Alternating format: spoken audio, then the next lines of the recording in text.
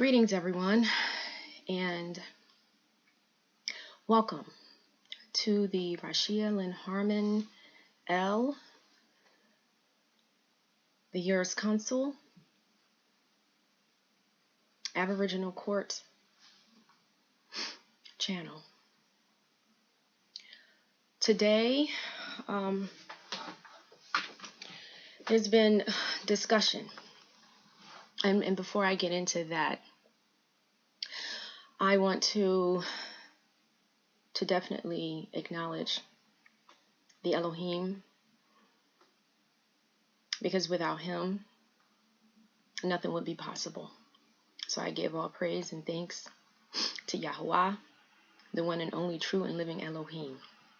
And that is foremost. Avaya, thank you. Toda, Toda, Toda, Toda Rabbah, for allowing me, giving me the opportunity to address your children. As a daughter of Yah, it is my duty to inform, to educate, to communicate with Yah's children. Actually, the whole world. You're all Yah's children. Those of you who remain in natural form. And so I won't get too much into that, but the announcement that I have is that this particular video is going to serve as the introduction to a long-awaited book that I had been working on periodically throughout my life. But never finding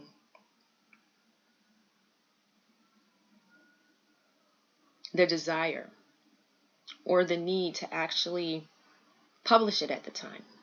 I did not feel as though that I had enough experience or enough information to actually memorialize events that had occurred in my life,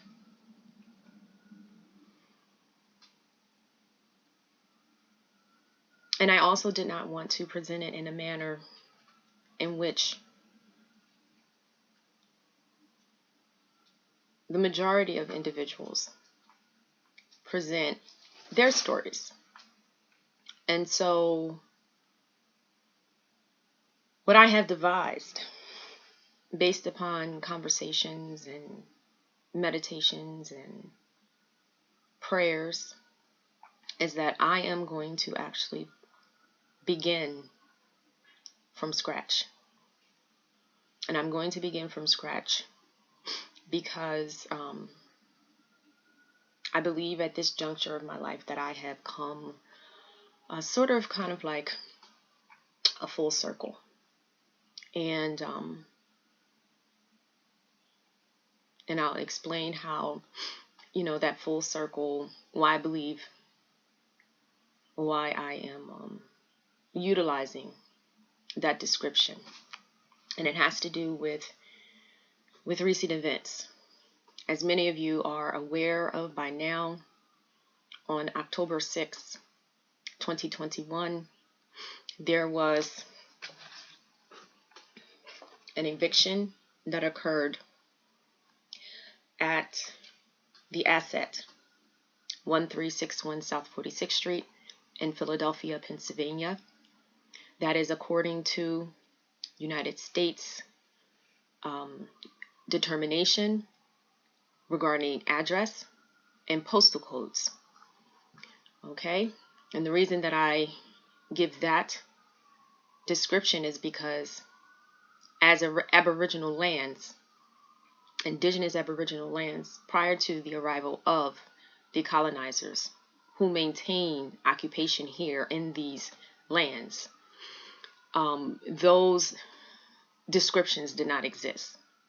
Okay, so we're talking about the land, a land that property that that is known, commonly known, all throughout, the what is referred to as the United States. Okay, but the United States actually sits or abuts the Aboriginal lands.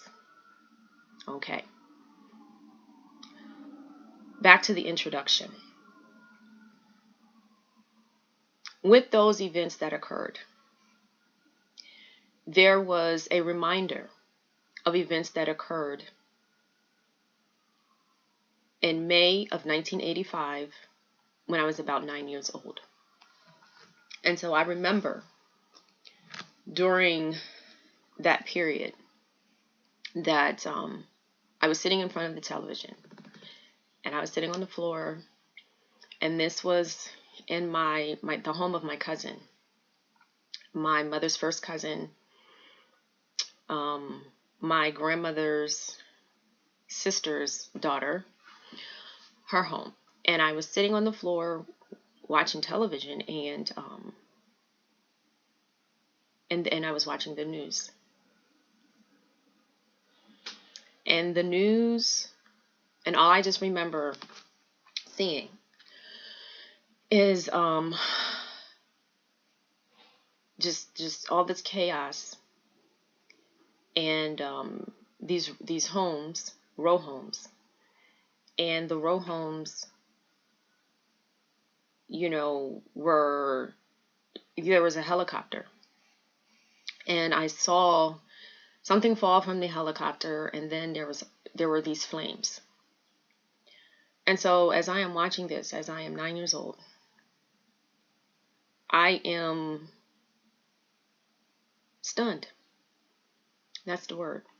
I'm stunned that this is happening, because at the age of 9, I'm aware that, number one, that what I am watching is live. It was live. They were reporting live. And what was transpiring was not a movie.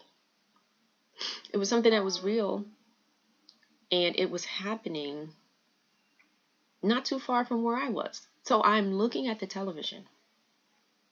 And as I'm looking at the television, I'm looking around me, and I'm thinking, that's not too far from where we are, or where I was, sitting in the living room, watching this on television, sitting in the living room on the floor, and the legs crossed, sitting in the meditation position, and viewing this. And I just remember at some point my mind just went blank, actually, because I'm watching and I'm seeing fire, flames, just flames. And as I'm seeing this, in my mind, because I'm remembering, I'm having a memory as I'm sharing this with you.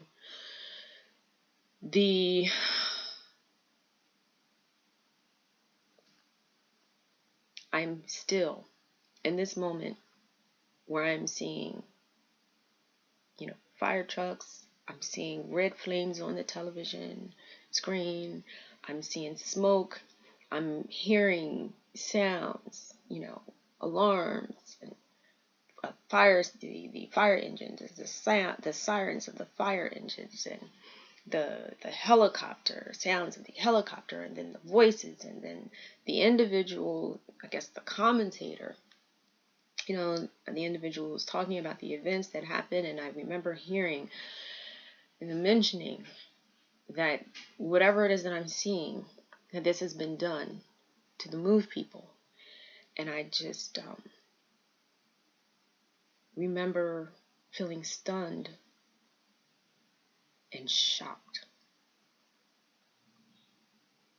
that this happened, that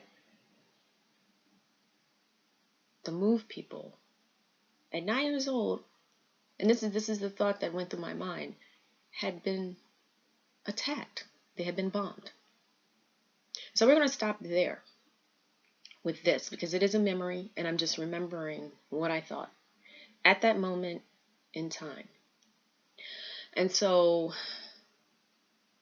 here we are in 2021. And the events of October 6th, 2021, at the Asset, 1361 South 46th Street. And as I am standing there, I arrive with the Aboriginal Marshal from the nation. I arrive with the priest, Aboriginal priest from the nation, and an Aboriginal deputy from the nation. And we arrive because we have been notified that on October 6th at 9 o'clock in the morning, that an eviction was going to occur. Now, this is just the introduction to the audio, to the audio book that I am going to be authoring. It will be memorialized at the same time that it is actually being recorded. There will be 13 chapters, and for each one of the chapters, there will be 7 hours. That is the plan. Okay. The authoring of this book is going to be open. It is going to be open, and that means that there will be no editing. However it is recorded, that is how it will be published. For any editing, corrections, mispronounced names or words, that of course will be memorialized in the subsequent book that will be written at the same time that the recording is taking place. So while I am recording, I am also writing this book. Okay, of course, not exactly at the same time. So the title of this book, okay, if you want to apply a title to it, the title is Rebecca. Who is she? And how she was created. That is the title of the book. Rebecca, who is she? And how she was created. By Rhashea Lynn Harmon'El.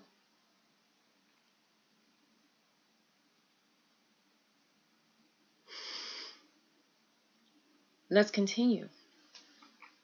So each one of the chapters will be 7 hours, okay? And so that is orally as I am recording and talking to you, dialoguing with you about the events that led up to the establishment of Rebecca.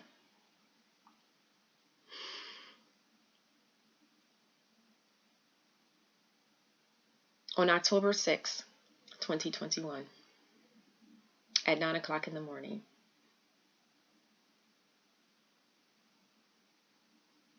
nationals, Aboriginal, Indigenous people of the Wali Yamesi Indigenous Native American Association of Nation government arrived at the Asset, 1361 South 46th Street, in an effort to deter and to prevent an unlawful seizing and eviction from occurring by the colonial government in the city of Philadelphia, a subsidiary of the United States government. Now, on this date, as we saw them arriving, I remember about 4 or 5 individuals from the sheriff's office, or at least that is what their bulletproof vests indicated. They approached the property, and they were advised that this is private property and to not approach the property. They indicated that they were there to evict occupants from the premises. We requested for documentation evidencing that they had the authority to be there. They provided us with no indication. They informed us that we were informed because they had placed some and I'm calling it debris on the private property. There were some papers that did not have any seals or any wet signatures on them, and so the events they escalated from there. The specifics regarding what transpired on this day will be included in a chapter. However, right now, just for the sake of explaining or introducing why it is that at this moment in time, I have chosen to memorialize my life. It has to do with those events that I witnessed beginning May 13th, 1985, and occurring directly to me and my family, my blood, on October 6, 2021, in the city of Philadelphia.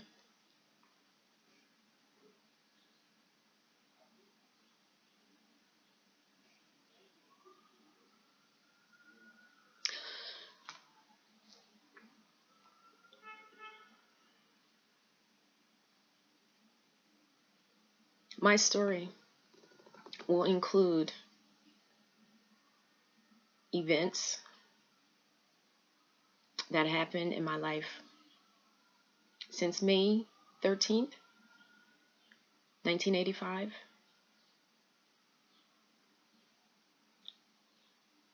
from childhood to teenage years to young adult into the present. Because I am recording my life and bio-audioing my story,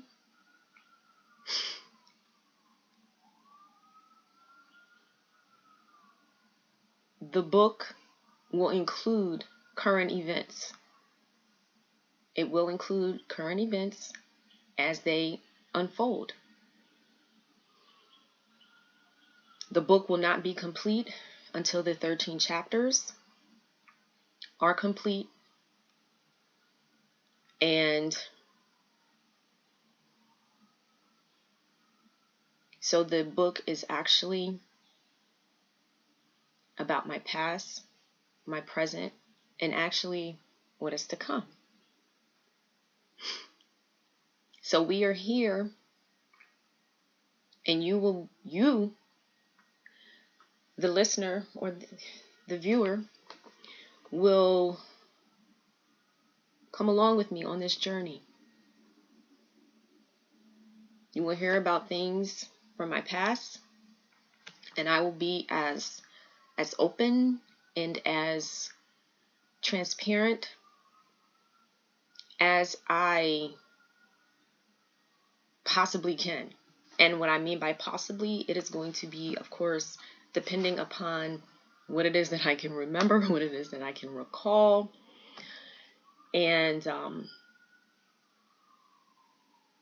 unfortunately, as a result of events that occurred, I believe it was May 18th of 2015, involving the asset 429 North 13th Street, and which led to an article titled Birthright or Burglary, which characterized me, placed me along with those who were supporting me, who were there to stand with me, who are also indigenous and a part of the nation.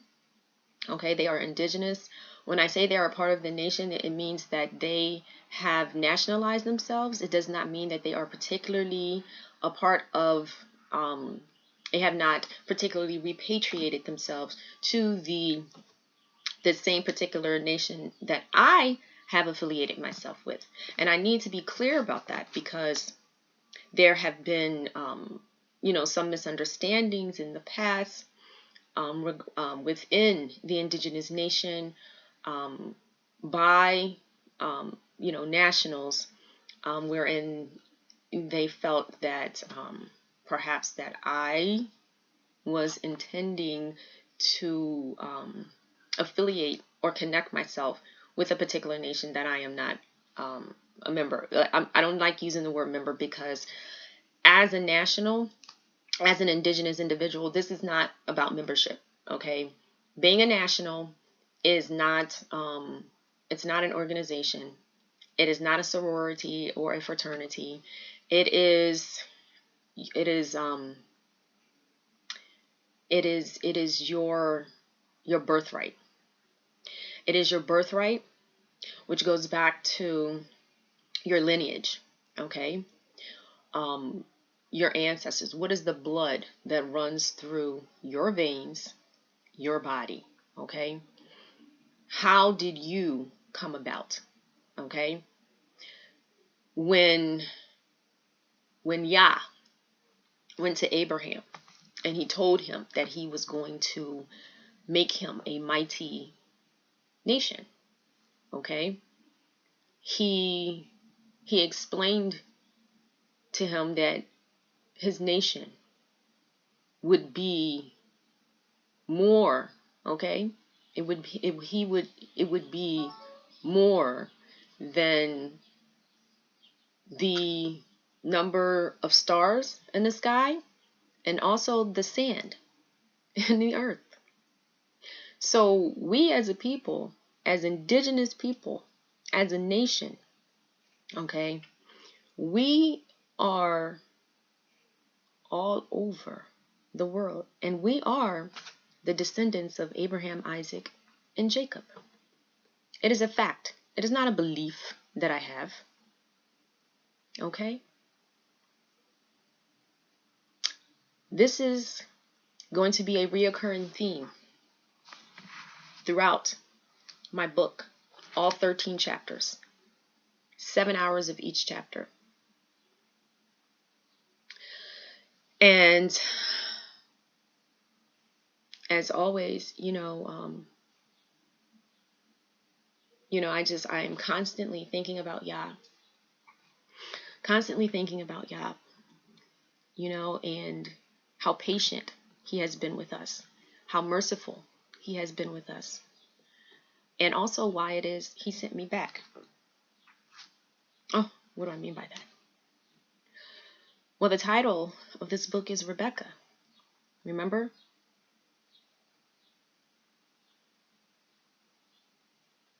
Who is Rebecca?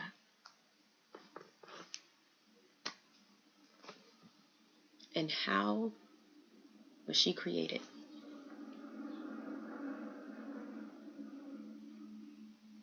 Oftentimes, when things happen that we find uncomfortable,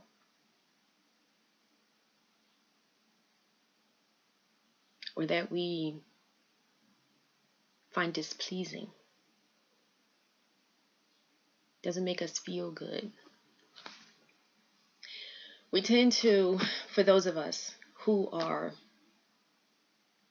pray, who actually believe in the Most High, who believe in good and evil, we tend to affiliate or associate that discomfort with something that is negative, bad. We even give credit based upon the level of discomfort to the devil. Okay? However, what our casebook tells us, based upon precedents, okay, is that, and I'm talking about the casebook that people refer to as being the Bible or the Scripture, okay? This book that is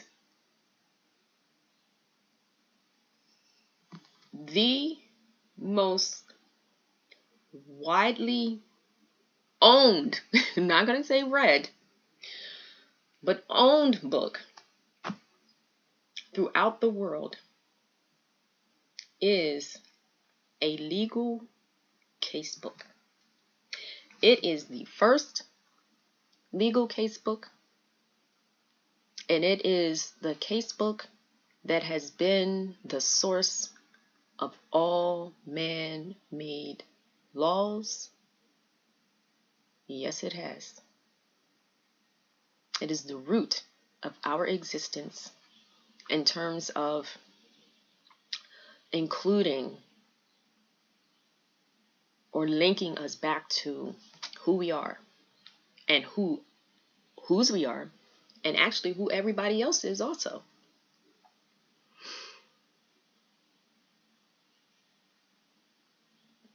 That conversation will be further elaborated upon within the chapters of this book. But getting back to the events that occurred in 2015, and why it is I say that I often, very often, every day, several times a day, probably all day, I am thinking about Yah, is because during events that unfolded in 2015, there was an attempt on my life. Now, individuals ask, well, who tried to kill you? I do not have those answers. What I do know is that, yes, it is a fact that I was poisoned. That is unquestionable. It is undeniable. Okay? I was poisoned. Whether it was a result of the living conditions, that they were trying to cover up regarding asset 429 North 13th Street, or whether someone intentionally, slipped something into my condo. I do not have any concrete response. But what I do have is the physical, the actual physical effects that I went through as a result of the poisonous effects. Okay? I was poisoned. And the individual or individuals who poisoned me, this will be discussed in detail also. Remember, this is the introduction. They were very knowledgeable about poisons. The poison was designed to have a slow effect, a slow and painful effect, as it worked its way through my system.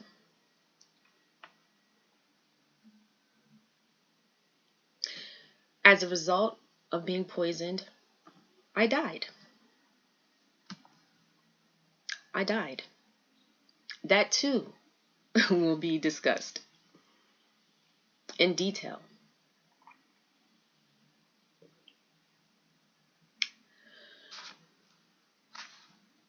I am not the first individual who is walking around in this realm who has died and returned. Okay? I will not be the last. But what I can say in my audio bio is that when I returned, I was not the same. I was not the same. The events that happened in 2015, wherein the colonial government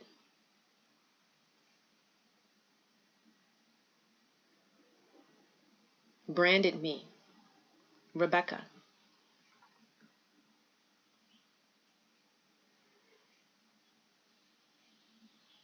was the beginning of a journey, a new journey.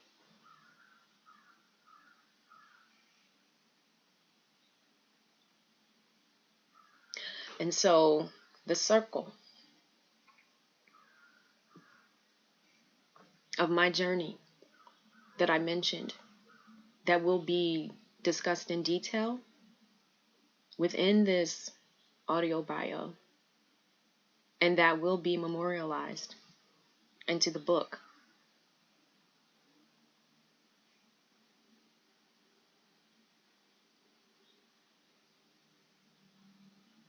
is one that I can only describe as being divine. It is divine. I did not say that it is a happy one. I did not say that it is comfortable. I did not say that it is awful. It is divine.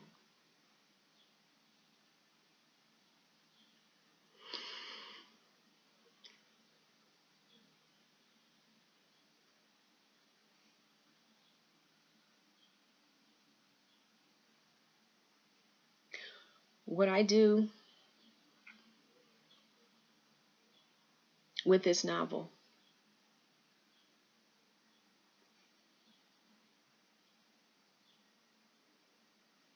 what I present to you, is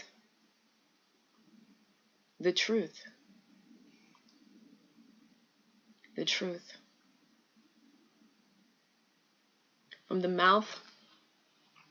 From my mouth to your ears.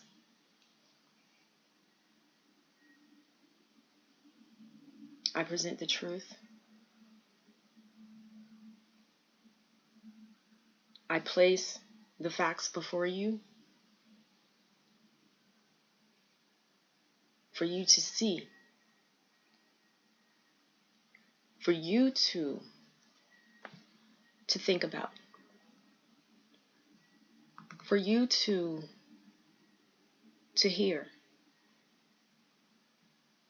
for you to digest.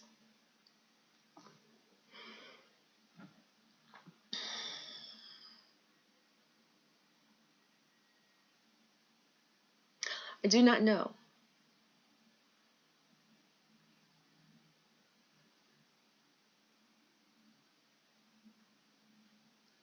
how this will turn out. I do not know. But what I do know is that before I began to delve into my life and share private matters or matters that I had considered private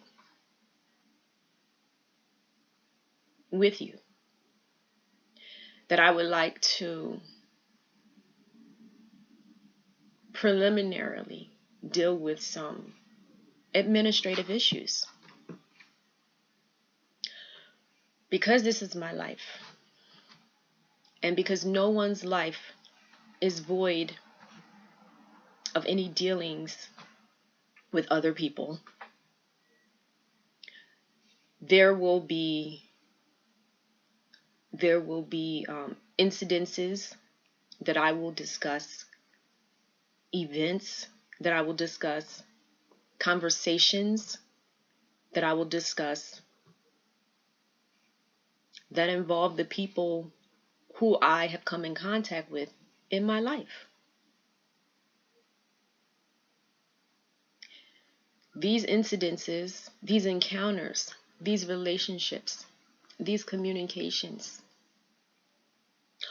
are all instrumental to the being I have become.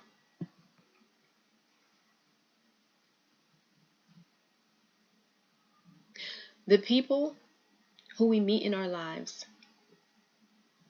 and affiliate ourselves with, they all contribute to who we become, especially the more time we spend with them.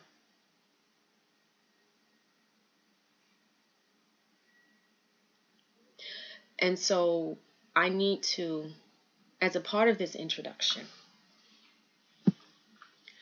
to offer that caveat, to present that caveat, and also, you know, to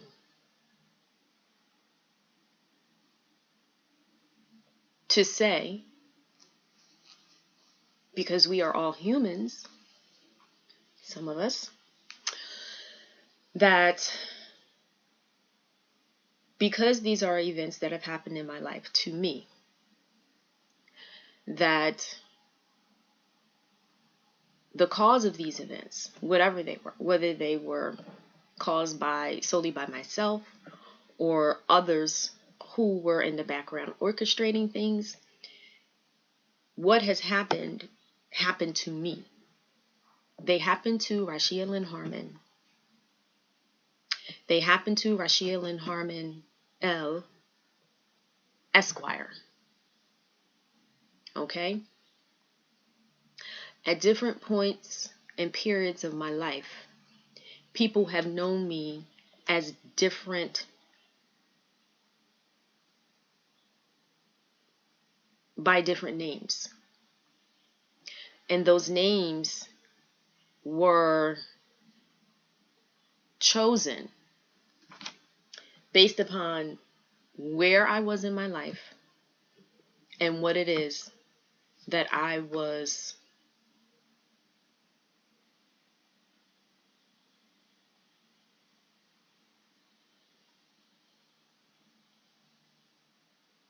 and where I was. Period.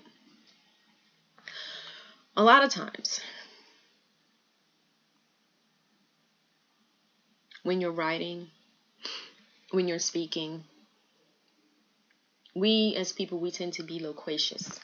Okay? We tend to feel as though that the more we say, the better. And quite often, what I have learned, okay, where I am in my life, is that it's not about the more you say.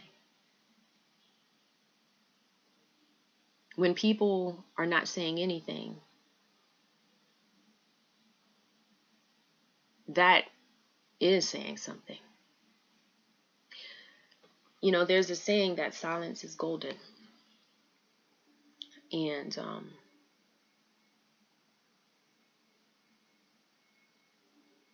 since those events in 2015, I've been surrounded by a lot of noise. A lot of people who make noise. There's been a lot of noise. I've noticed a lot of noise in a lot of places where I've been traveling. There's a lot of noise in the city of Philadelphia. There's a lot of noise coming out of a lot of people who I meet. There's just constant noise, a lot of talking. And so a lot of times I sit and I listen, and I am reminded, at least when people are talking, or they call themselves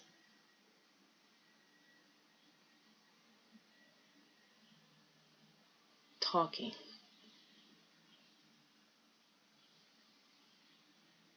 I visually see a car sales individual. The kind that you see on like a commercial where they're fast talking. And it's almost like they're talking so fast that you don't have time to think about anything, to even breathe. You might even in their presence, or as you're listening to them, find yourself gasping for breath, because while they're talking, you have actually ceased breathing. And it's like, oh my gosh, it's like your brain just forgets automatically. Something that it does automatically. Your body automatically breathe. You don't have to think about breathing. But this chatter, this noise, it's so loud and just so overpowering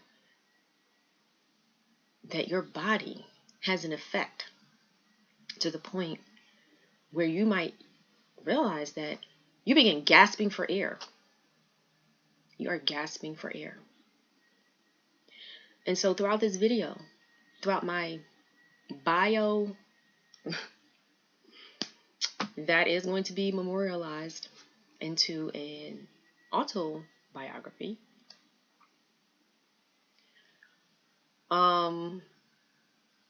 You will see me pausing because I'm visual and I am auditory. But I will pause a lot because I must think. Remember, there are no retakes. And I decided that I was going to do this. And I don't know if this has ever been done. But what I wanted for you, what I felt that Yah wanted me to do. Okay, this is what I feel that he wants me to do, is to just show you that throughout all of my faults,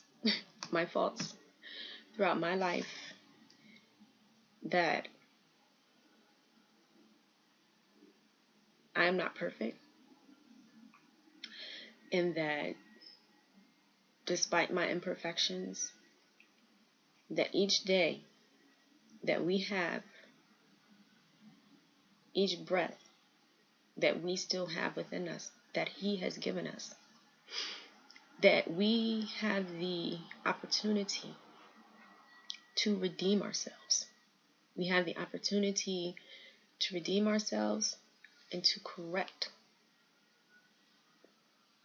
the wrongs. That has always been my objective. And I'm feeling a little emotional right now.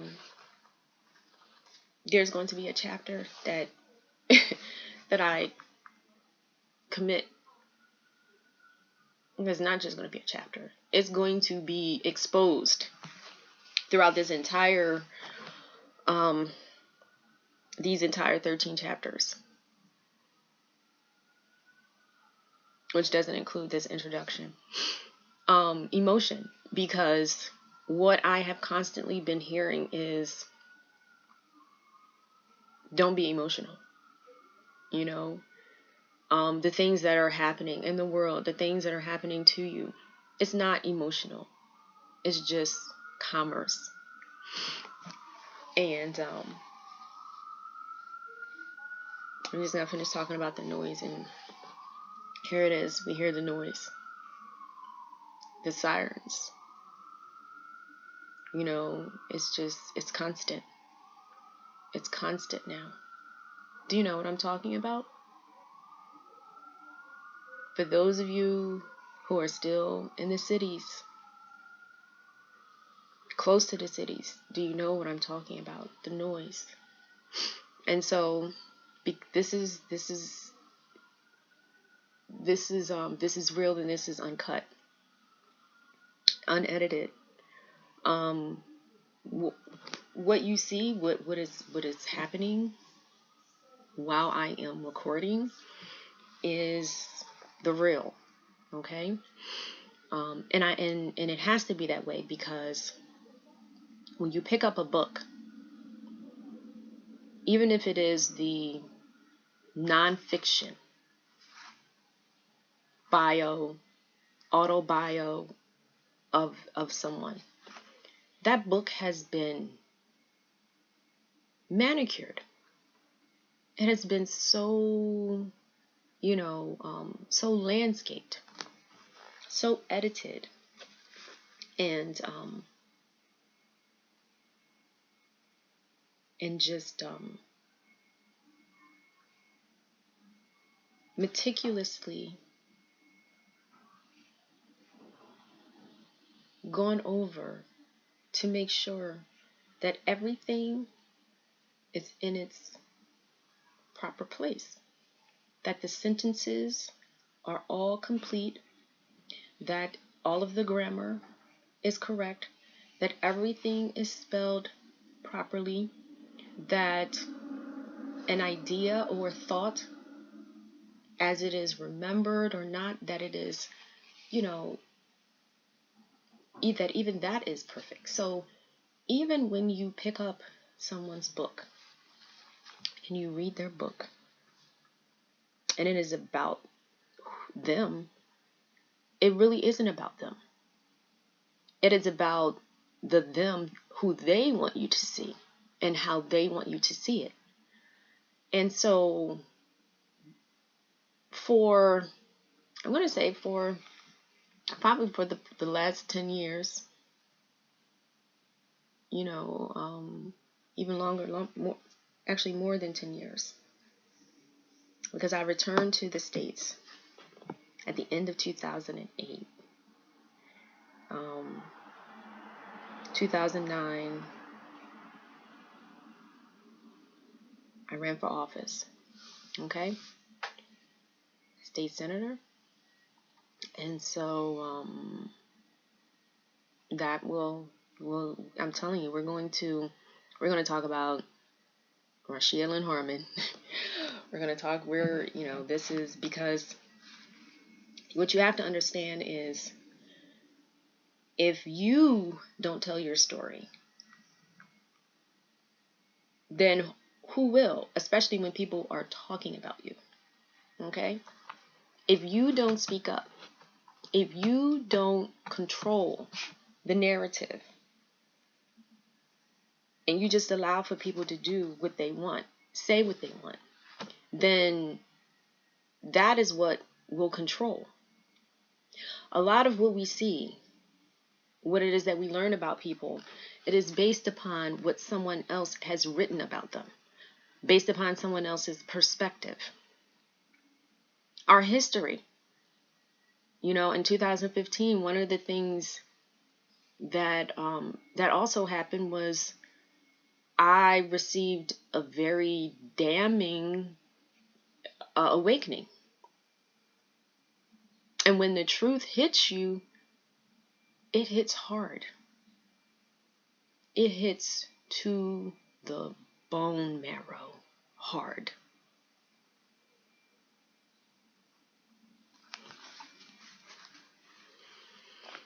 You wake up and you find out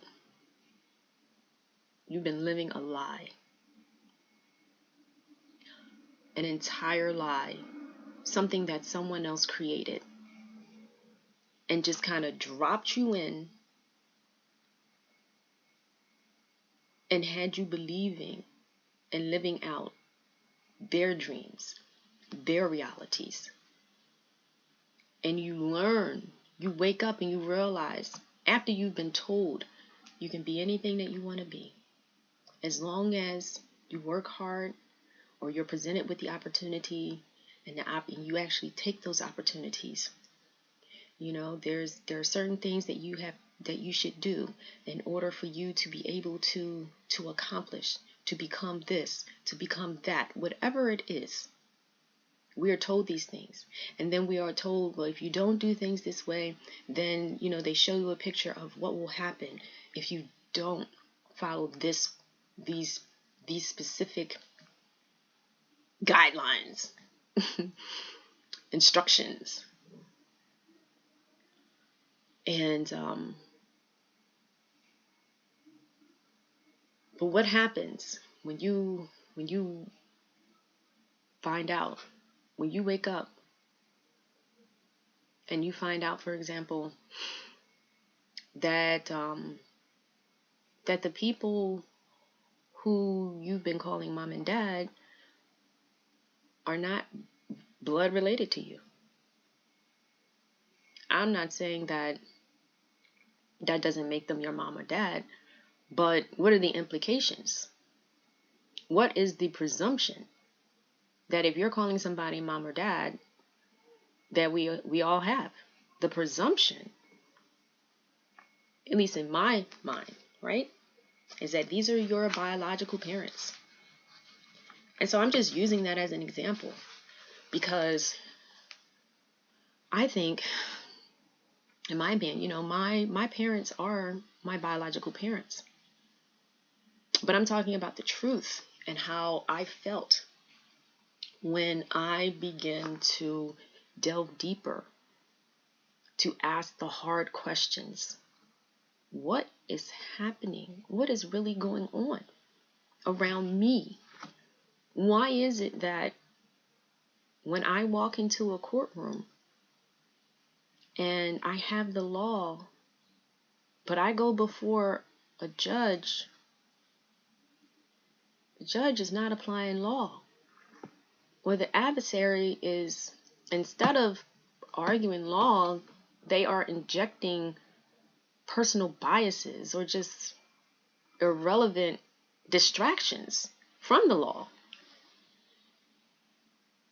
And that's actually accepted. What is going on? Why is this happening? That's not what I was taught in law school. At least not the law school that I attended. That's not what I was taught.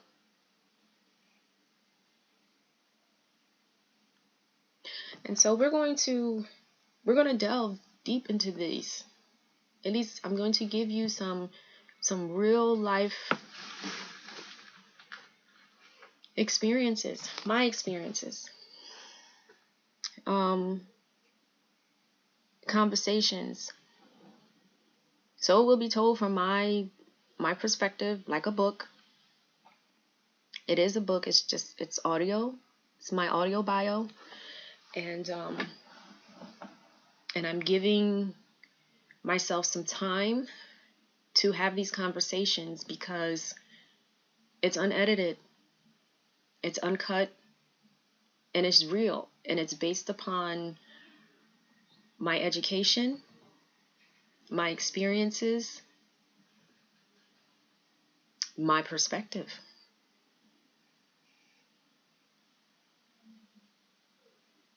And my relationship with Yah. Then and now. I have always had a relationship with him. Always. There was a time in my life, even when he was there, and I began to, I guess, lose myself.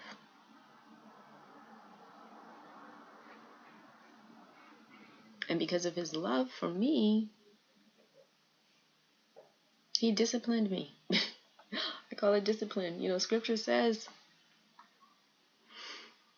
that that he disciplines those he loves. It's like a parent. Same thing parents do. They discipline their children because they love them, not because they hate them. Not because they hate them. And discipline does not involve abuse. We're going to talk about that. We're going to talk about it. There's so much abuse that's happening these days. So this is not just about my life professionally. This is about my personal life, my professional life, and you know, my, like I said, events, relationships that I have had, those who have had, I guess, a positive influence on my life, and those who have not had a positive influence on my life, but all learning experiences. I have everything that has happened in my life. I've always taken to assessing how those events, how someone has said, how someone has treated me, has affected me. So we're going to talk about, you know, my struggles with you know, with depression, and it is anxiety, you know, post-traumatic stress disorder. You know, there are some things that I have been through, and through it all, I have this way about me where I feel that no matter what happens, as long as I have breath in me, that I am to keep going. I am to keep going. I am to do the best that I can do to keep going. And so along with that, you know, I'm not saying that those ways have been healthy, and we will talk about that. There's 13 chapters, okay? There's a reason why there's 13 chapters. When I say I'm going to reveal, I'm going to reveal. And whether you, the viewer, consider my story relevant, impactful, irrelevant, it doesn't matter, because this is my story. Rhashea Lynn Harmon'El. Her story, Rebecca. Who is Rebecca? And how was Rebecca created? It is so relevant. To me it is. To me it is. And it may be helpful to someone else. But I've decided, and this is a decision that I made very recently, that no longer was I going to remain silent. No longer was I going to just sit at my desk and write letters to people who don't care, to people who sit and create laws but don't believe in the laws, don't think the laws apply to them. No longer am I going to sit and think that putting my time and energy into writing a letter to some unknown individual because how they operate is out of the shadows. You receive documents There's no live signature. There's no name of a human being. And so it's like, who did this even come from? Who am I supposed to respond to?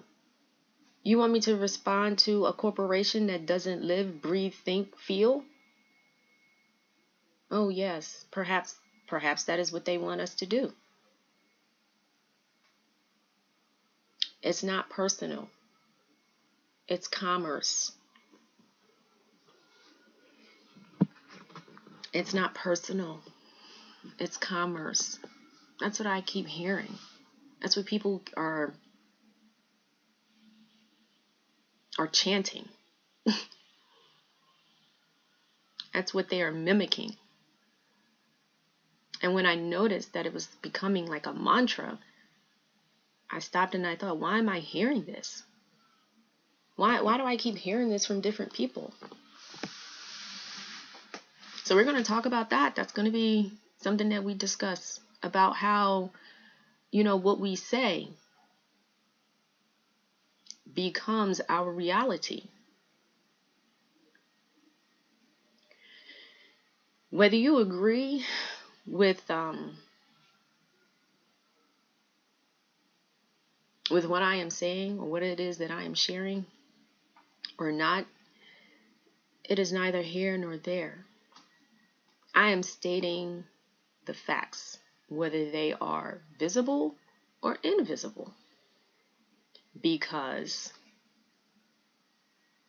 I was here and I was alive, and then I was dead, and now I'm here again.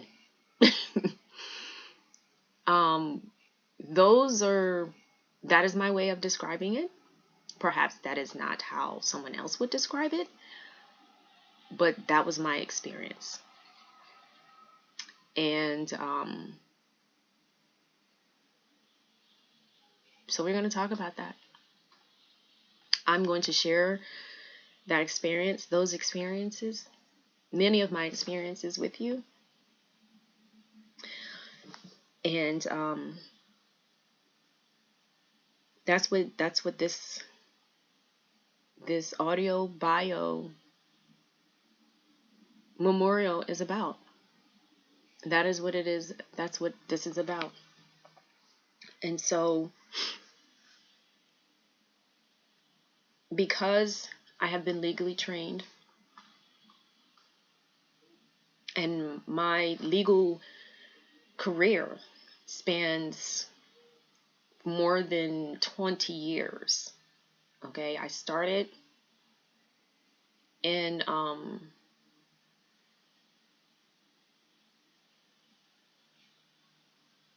I guess 1999 when I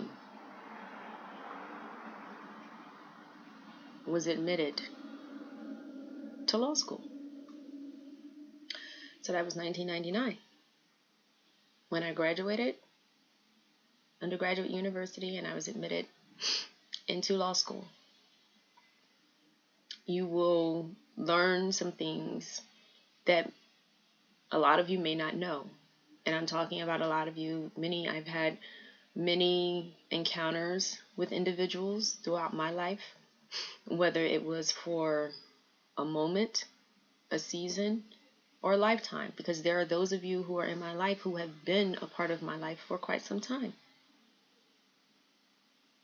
Not as long as my mother, because my mother is the one who gave birth to me, so she spent the most time with me. But no one has spent more time with me than the Creator. And let me tell you something. That applies to everyone. He knows all of us better than anyone, including us. So, as a part of my continued healing, this is going back to the poisoning. It took some time for me to recover. I am still recovering. It is the remnants of the recovery, and the last thing I am starting to get back is my strength, because it's my strength. my strength, and in that warrior spirit that I had. Because that was the other thing. You know, there are people or beings. I'm going to stop saying people because it's relative. Okay, I want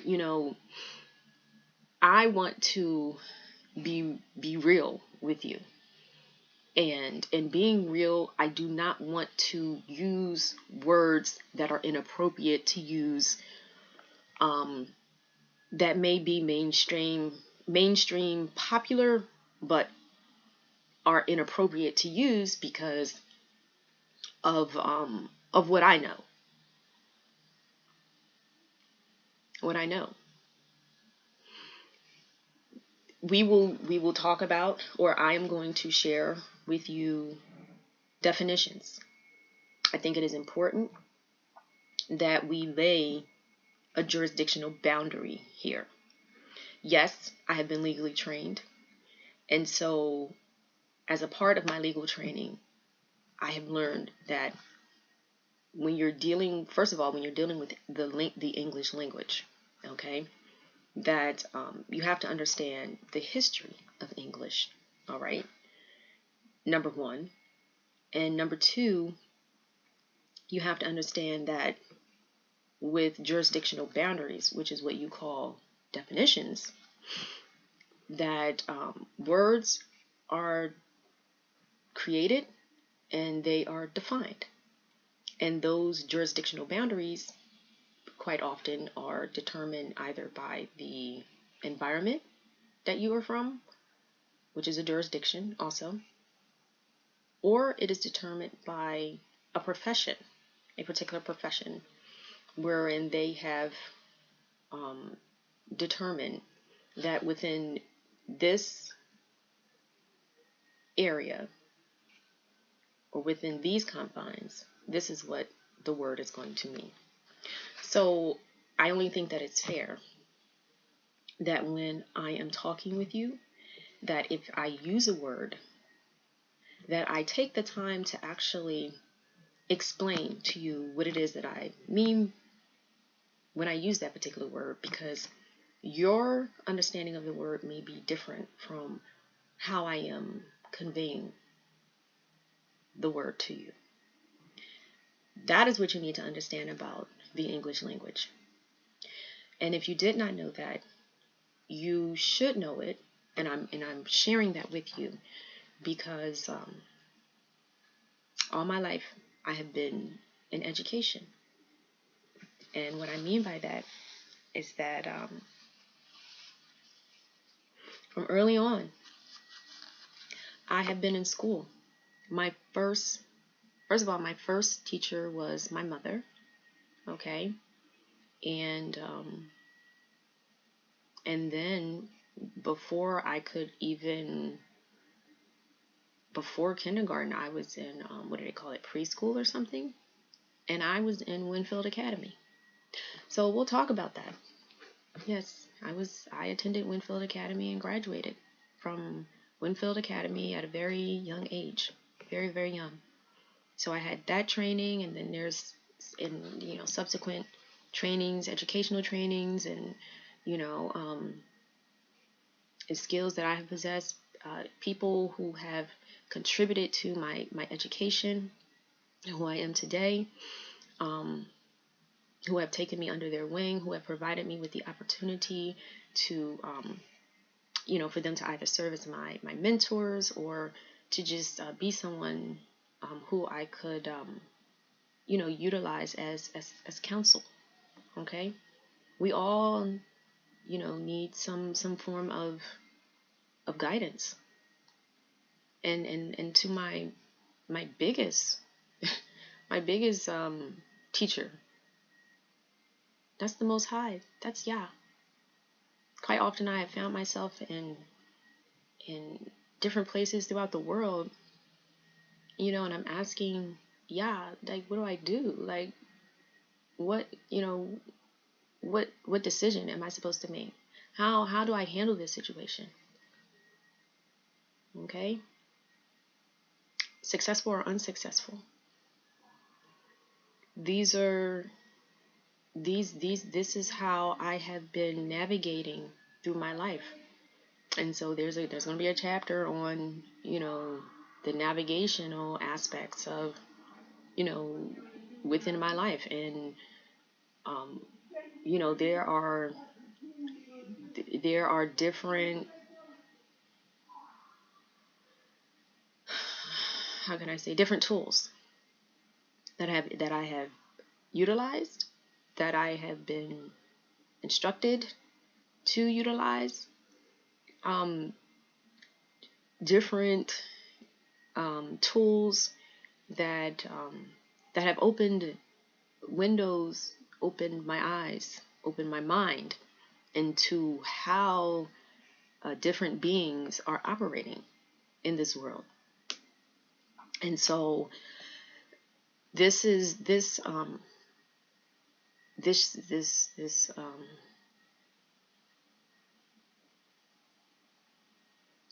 dialogue that I am having, this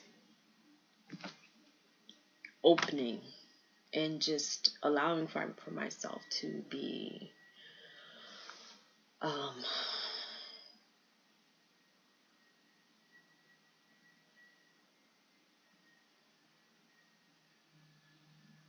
unrestricted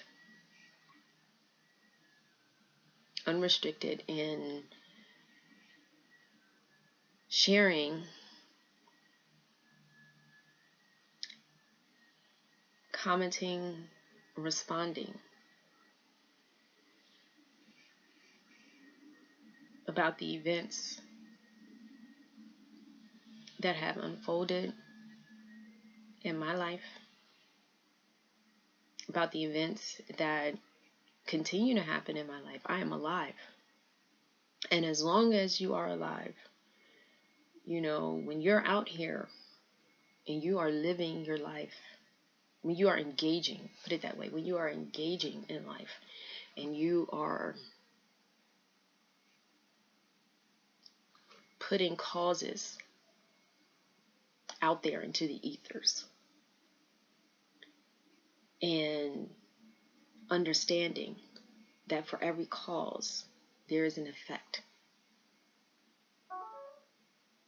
And even though that effect that you put out there, you may not know what the effect is going to be. You may have an idea of what you want it to be, but that may not necessarily be what happens, what is manifested.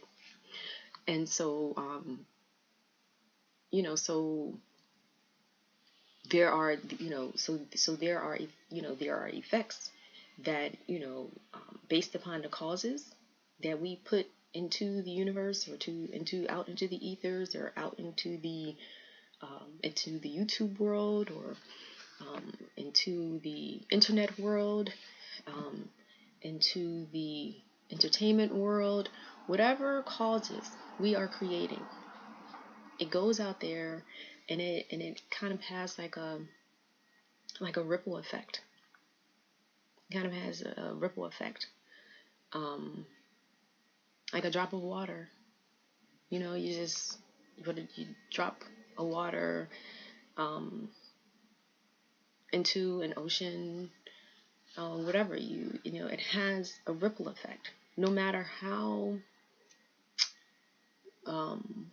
tiny or infinitesimal the tangible object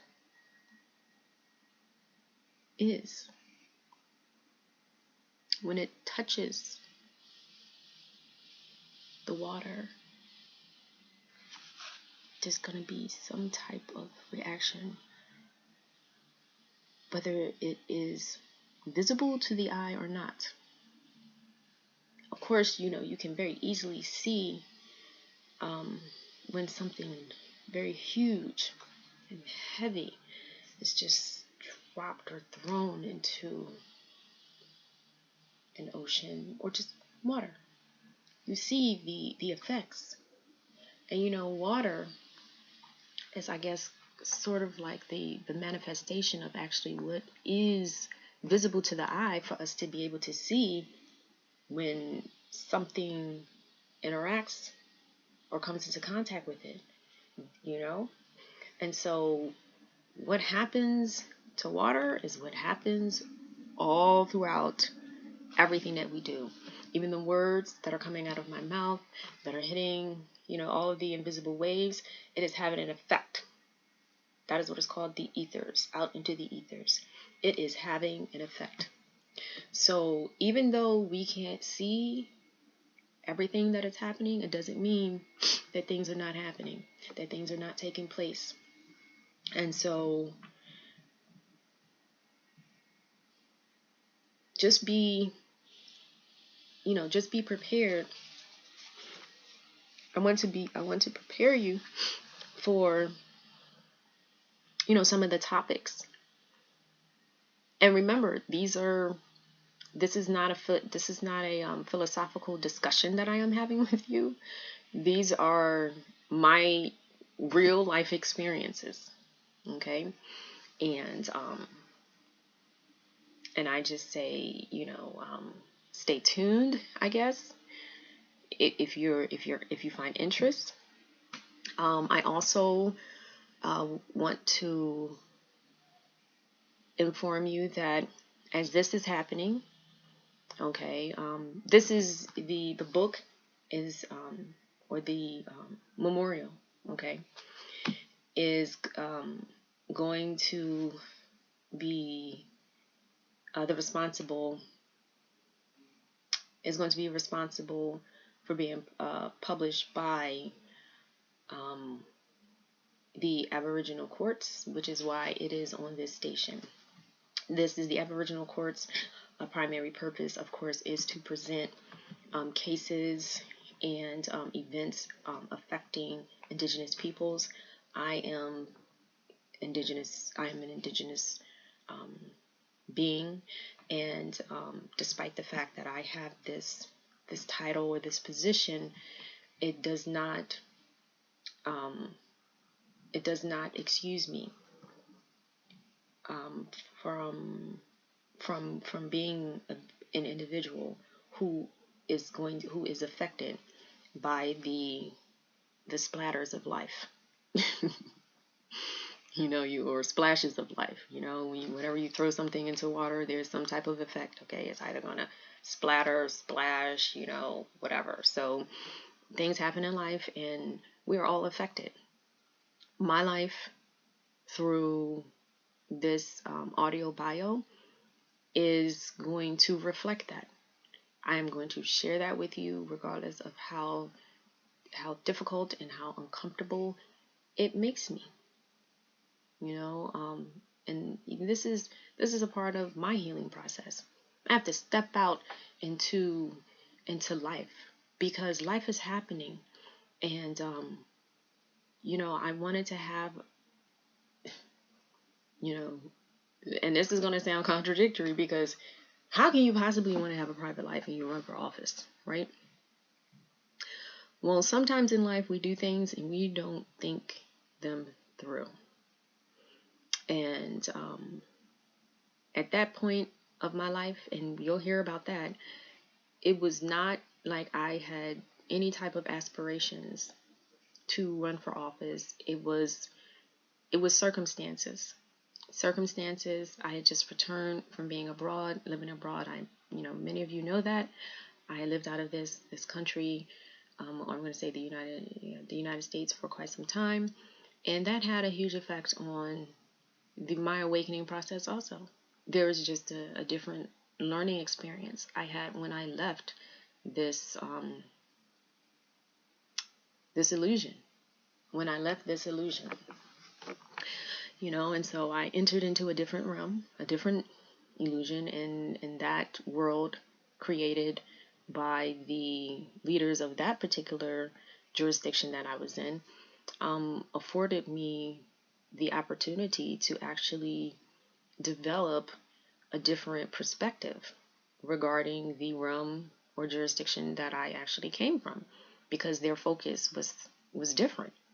Okay, the focus here in the United States jurisdiction is one agenda, and other nations have other agendas, and so they have their fairy tales or their illusions or their propaganda that they are presenting to their people and the rest of the world because they want to control or to present themselves in a manner in which they want to be seen. And so, this discussion through my audio bio is going to to involve me having that conversation, me revealing my experiences, my travels. So I'm going to take, some. It is going to involve, some letters, I guess, that I have written, and I hope that I can find them. It's communications, emails that I have sent. Some of the documents and things they don't exist anymore because that 429 North 13th Street, the asset involving that situation, everything was stolen. Everything. So you're gonna hear about me and the things that have occurred in my life. Okay, this is about me, and it's not about somebody else writing something about me or constructing a story to in order to place me in a false light, to assassinate my character, to try to place blame or shame on me, or even trying to present me in a light that would make me look favorable for people to vote for me. It's not about any of that. This is just a conversation. This is about my life. It is a revelation, I guess, because I am revealing to you who and what I am. Yes, who and what and whose I am. And so, there's going to be some emotion, I know, because there's going to be things that I'm going to talk about that are going to be difficult for me to share. They're going to be difficult for me to share. Truths, not that, I'm big on truth. I don't like liars. I've never have. I don't know why, but it's just, lies have just always really had a very, they just when they just do something to me, they like internally, there's like this feeling that I get when I find out that people have been lying to me, or there's like this feeling, and so like that lie, it's almost like the same feeling I get when, not almost, it is exactly the feeling that I get when people say, oh, it's not personal, it's commerce. It's like, okay, so basically what you're saying is that no matter what you have done or no matter what has happened, you either don't care or you think that because it's involved in commerce that it justifies what you have done.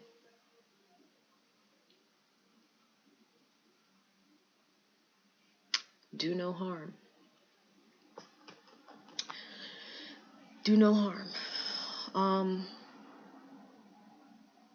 Do no harm. We are going to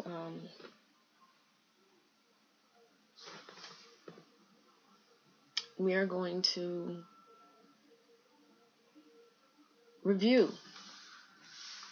We're going to go through, the laws. Definitely the laws of Yah. Okay?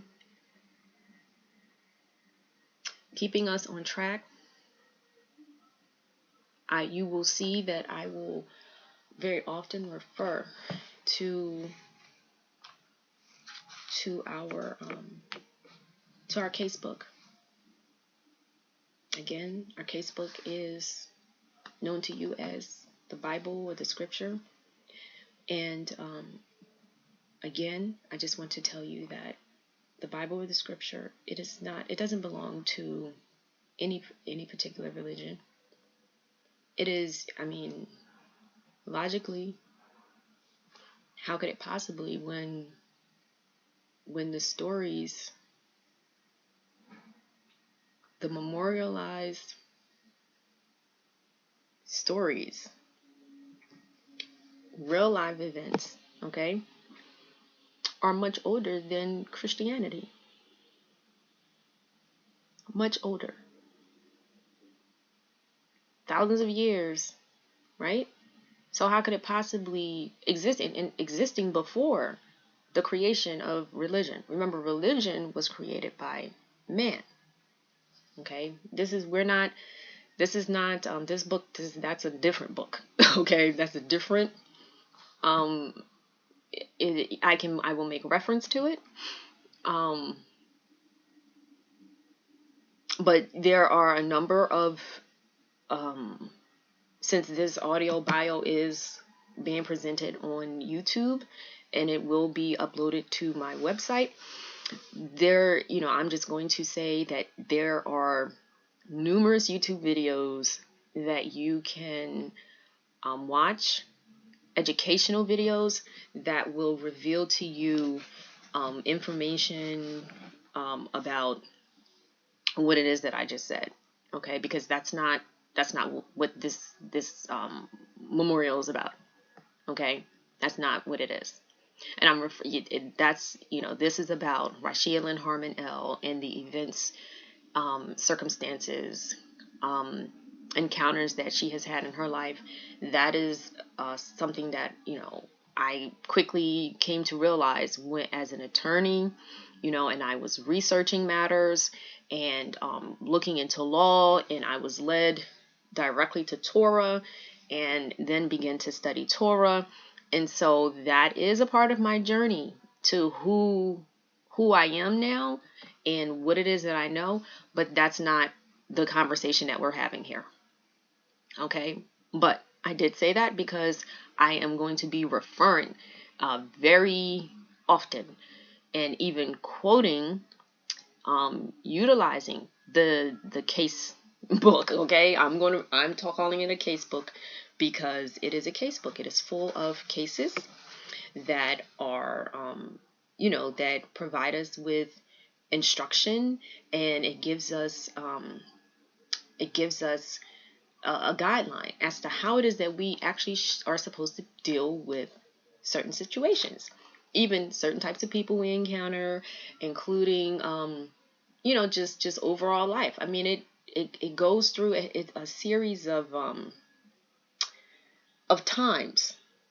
Okay, beginning with creation. You have Genesis. Okay, and then the fall of Adam, which is man, which means man. Adam actually means man. Okay, or Adam. And sin, how we are supposed to deal with sin, like all throughout our lives. There's a list of it and everything. And so people have said that we do not have a manual for life, how it is that we are supposed to operate in our lives. And the organization and the structure and the cases that are presented in our case book that has been ordained, okay, given to us by our Creator. Okay, I've already told you, this is about me. Okay, this is about Rhashea Lynn Harmon'El.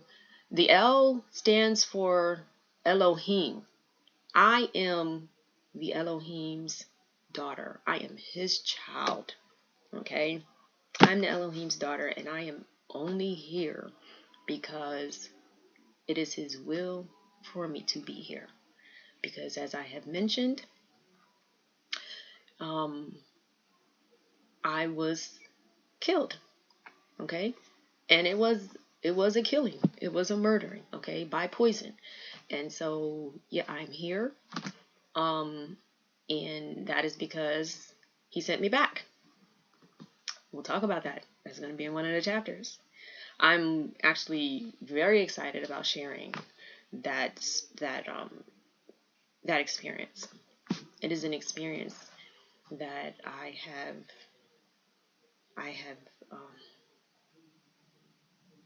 held, I guess.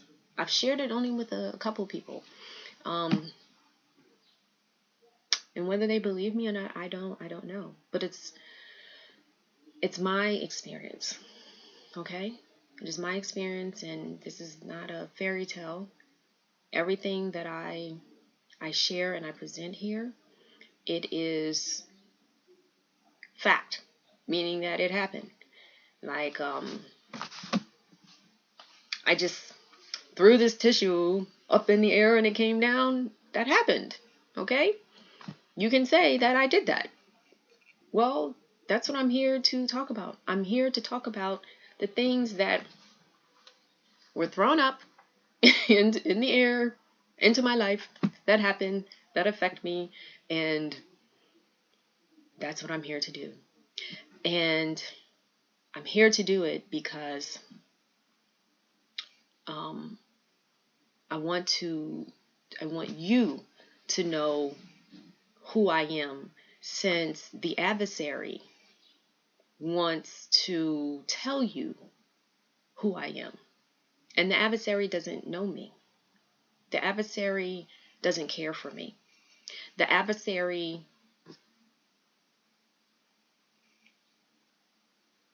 and I'm using the word adversary, and I told you that jurisdictional definitions are important. The enemies of Yah, they do not want me to be able to do the things that I am doing because I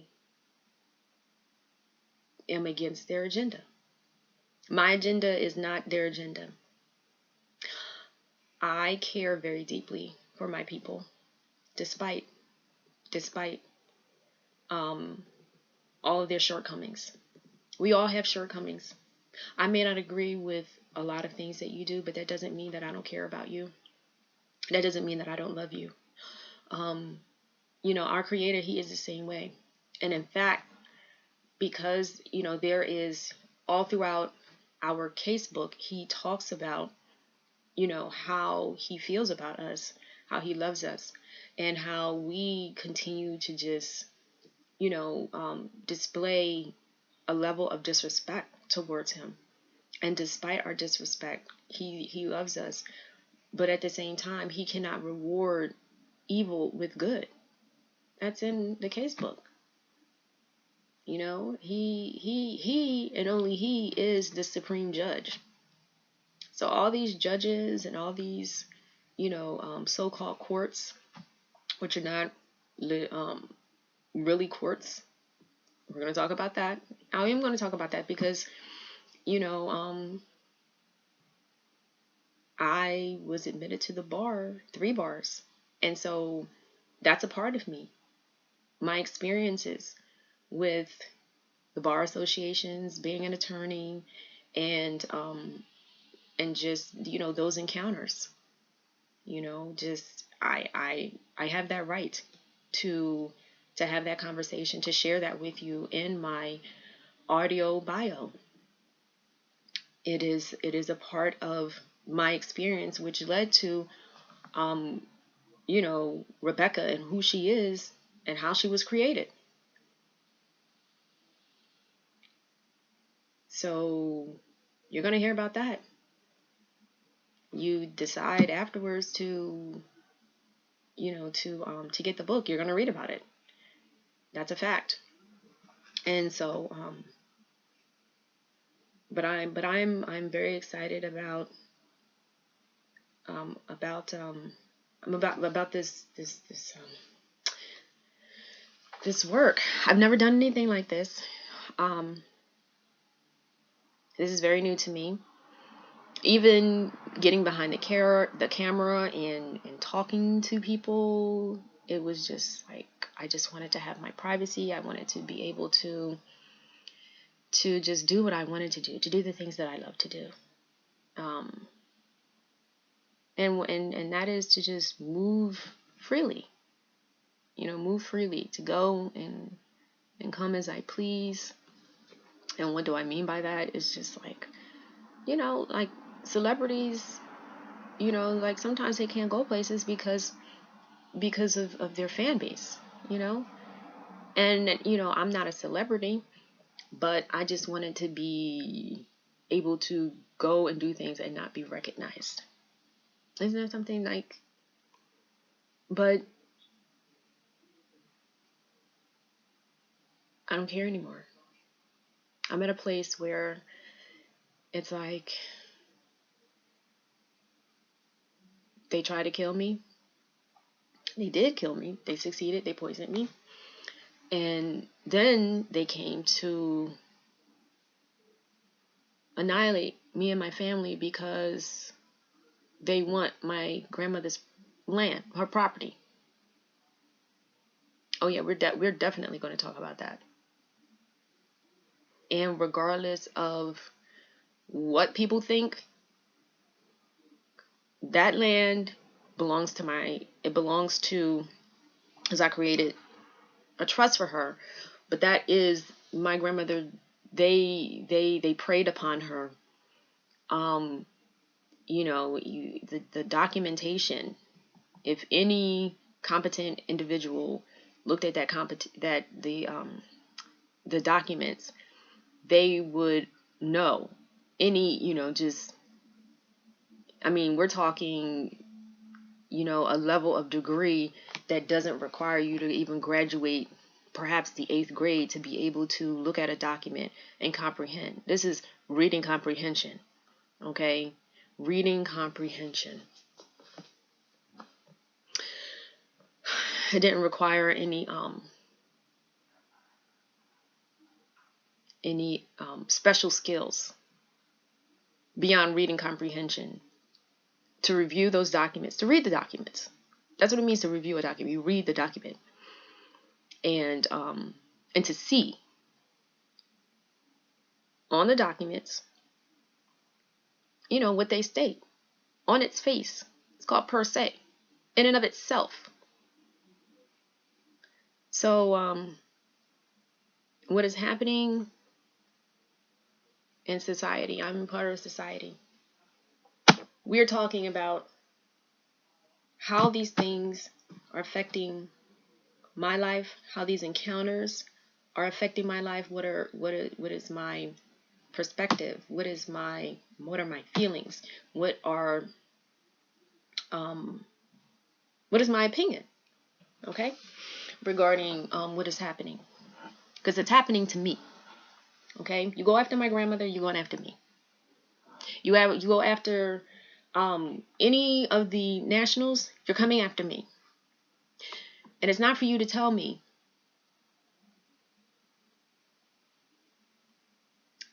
adversary that I can't speak on behalf of people who unfortunately don't know that you're coming after them.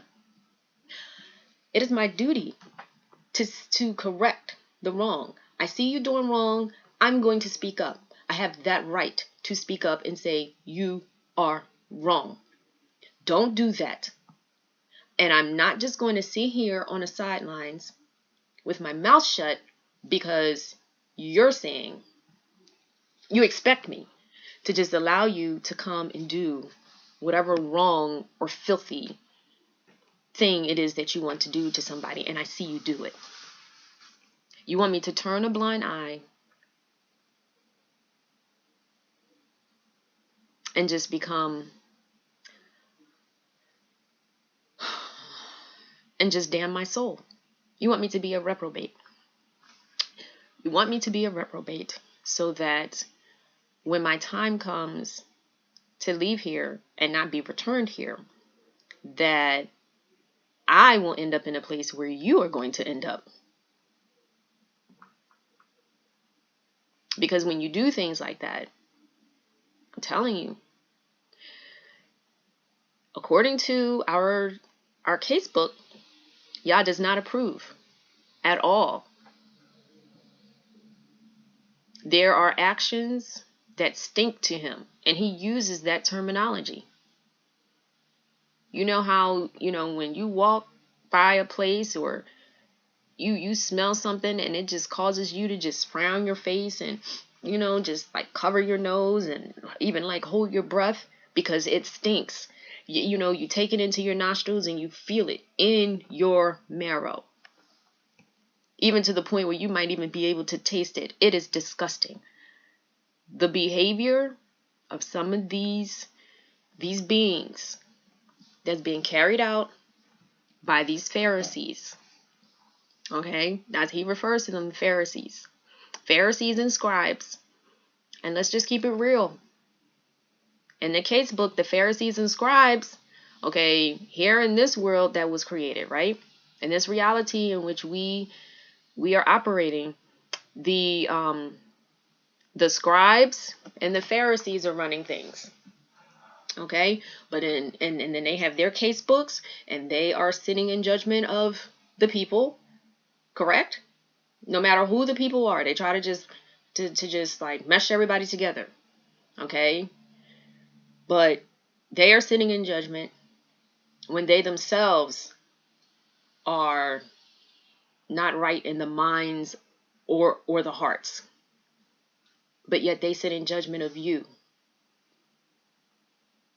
But guess what? In our case book that I indicated that the majority of us all over the world already have a copy. You don't even have to like go on and probably buy one because you have one. That case book, that is your guide. That has been, a huge help on my road to healing myself from being physically, poisoned, which messed me up mentally and spiritually. Messed me up. Oh yeah, we're going to talk about that. Like I'm telling you, like I was not the same. And, I started talking about how the poison, how before the poison, how I just had like this memory like an elephant. And I was just such a strong individual, like physically and mentally, and how that, whatever that poison was, it broke me. It severely damaged my organs. And your organs, you need your organs in order for you to function properly. One organ is damaged, guess what? They all are, because they all work together. One thing goes wrong with the car, if you don't get it fixed, guess what? Sooner or later, other things are going to start to break down. That is your temple. That is your temple. This is my temple. It is my duty and my responsibility to keep my temple intact, to take care of it. And no one else has the right to damage internally or externally this temple, to tell me what to do with my temple, regardless of what their beliefs are. It is my duty and my responsibility to maintain this temple. And someone poisoned me, someone or someone's, and that caused a lot of damage. I'm not going to sit here and sugarcoat it. It caused a lot of damage. A lot of damage. Severely damaged my liver. Severely.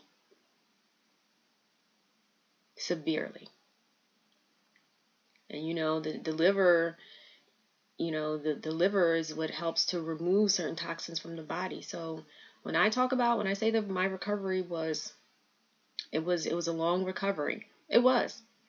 And during that recovery, there were bouts where, yes, I may have appeared to be on the outside to be okay, but I wasn't. It's just like a lot of you are walking around looking maybe externally like you're healthy, but on the inside, you aren't. Health is very important to me. Health. That's right. True health, not this pseudo health stuff that's out here. In our case book, what does our Creator tell us? He said he gave us what? Herb. For what? To heal us, and for meat. Meat is food. It's not, like what you just think meat is. Not just referring to like the flesh of an animal. Meat is food. He gave us everything that we need to maintain ourselves while we are here. And we're going to talk a little bit about that because that is a part of who I have become.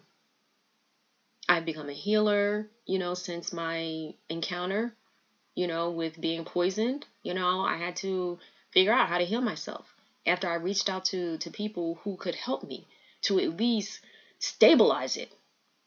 And I do say stabilize it because whatever it was, it would, I would have flare-ups, but we're gonna talk about that. There's gonna be a chapter. This is just the introduction. An introduction to what I'm going to be delving into and revealing, because maybe my experiences can help someone else. And that's what I'm here for, because, I don't want, there's a lot of things that have happened to me in my life that could have been avoided if I had been informed. Knowledge is power. But knowledge and wisdom without understanding is like the beast that perishes. Now meditate on that. On October 6, 2021, that was my mantra. That is what I was praying on. That was my meditation. That's Psalms 49. Knowledge and wisdom without understanding, because I was trying to understand how that was happening, why it was happening, and I didn't understand. I did not understand. After everything that I did, that my responding, and just me, everything that I was doing, what was I doing? There had to be something that I just didn't understand that was happening for this to be happening to my 86-year-old grandmother. And to us as nationals. I did not understand. I didn't understand. And so I repeated that over and over and over again as I pray to Yahuwah for that understanding.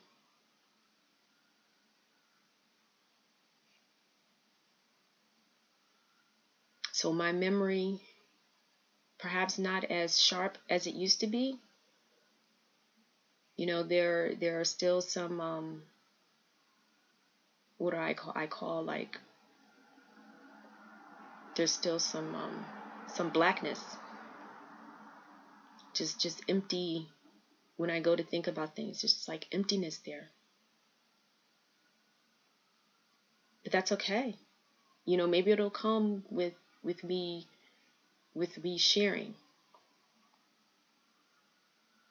with me audio bioing my life. Maybe some of that will return. I pray to Yah that what I need to include in this audio bio, that it will be included in the 13 chapters that I share with you.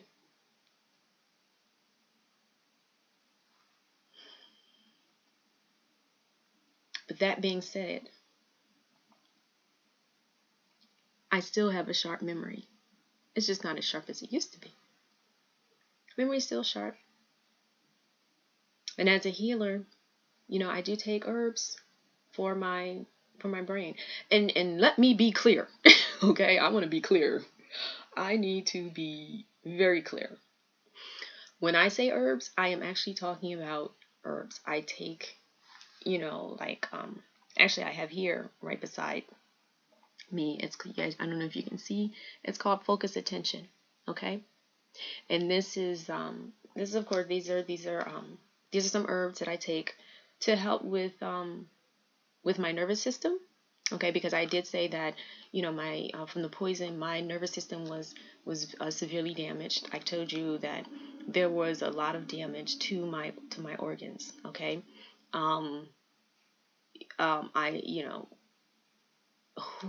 we there that will be discussed in the chapters. This is just the introduction, but I just wanted to be clear about what it is that I mean by herbs.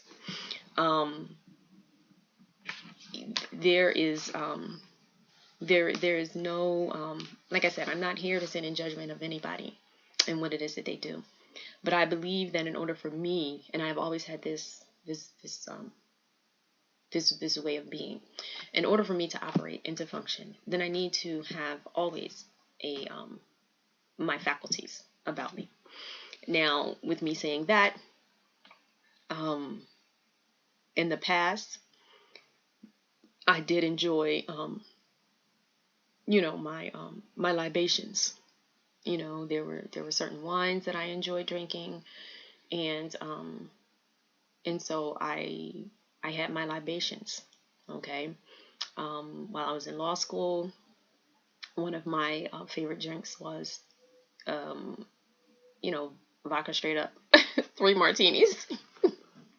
And I have to laugh about that because it's like I think about it now, and like when I say it, my liver actually burns when I actually think about that drink. There's like a feeling that I feel. So but outside of that, there were we were talking about the temple and taking care of the temple. Introduction, I'm not here to sit in judgment of anybody. This audio bio is about me, and I guess if I'm sitting in judgment of anybody, it is me. Okay, whether I have taken the advice or operated on the advice, or even like the relationships that I have engaged in. This is about me and the decisions that I have made, and as a result of those decisions or causes and effects that I have put into the ethers, that we are here today. Okay, and so with that, I do want to say that no, I do not engage in any type of I'm going to say medicinal drugs, or even what some people refer to as herb, but it's in the form of like smoking weed or marijuana. I'm not very versed on a lot of the terminology or the terms or references that people have regarding these activities in which they engage in, but because of that, there's not going to be much of that concerning me, if any. My herbs are actually herbs. I am a tea drinker. I love tea, herbal tea, hot herbal tea. I love it. I love it. I drink tea every day. There are certain medicinal teas that I will drink to help me with certain issues that I may encounter. Like, for example, if I'm having joint pain or something like that, or if I am on my cycle. Yes, I have herbs, teas that I drink to assist me with that. But I am a true advocate for utilizing the herbs that Yah has given us to heal myself and to maintain my health. Yes. So I wanted to be very clear about that. I meet like I said, for me, it is important because I have a level of understanding that when words are spoken, when words are said, that and you are communicating, I'm aware, communicating to the audience, males and females, Okay, there's a possibility, there's an expectation, there's foreseeability involved that and with my knowledge and experience, my education, I know that when we talk, that sometimes there are miscommunications and that information can be misunderstood, or it can be received differently, just because of our cultural background, because of even whether because we are male or female. This is the reality of the situation. And so that's why for each chapter I'm committing 7 hours, because this is uncut. It is uncut, and there is no editing to make sure that I erase, that I correct anything. So I am like, I have to be like focused and on point with what it is that I am talking about and what it is that I am saying to you. And I want to make sure that when I use a term, like I use herbs, that I clarified that. I want you to know, because this is a part of who I am. I use herbs. It was herbs that helped to heal me. That helped to heal me. Okay, it was a long process. Remember, this happened in 2015, and here we are in 2021, and I'm still dealing with remnants. And I will share with you the wonderful product, because this is actually the individual who I contacted immediately when I was told to contact him regarding what happened. And so in the beginning, this is another complete circle. In the beginning, 2015, when the poison happened, and now here I am with, I had some remnants, and I knew that there was something wrong, because I just had this,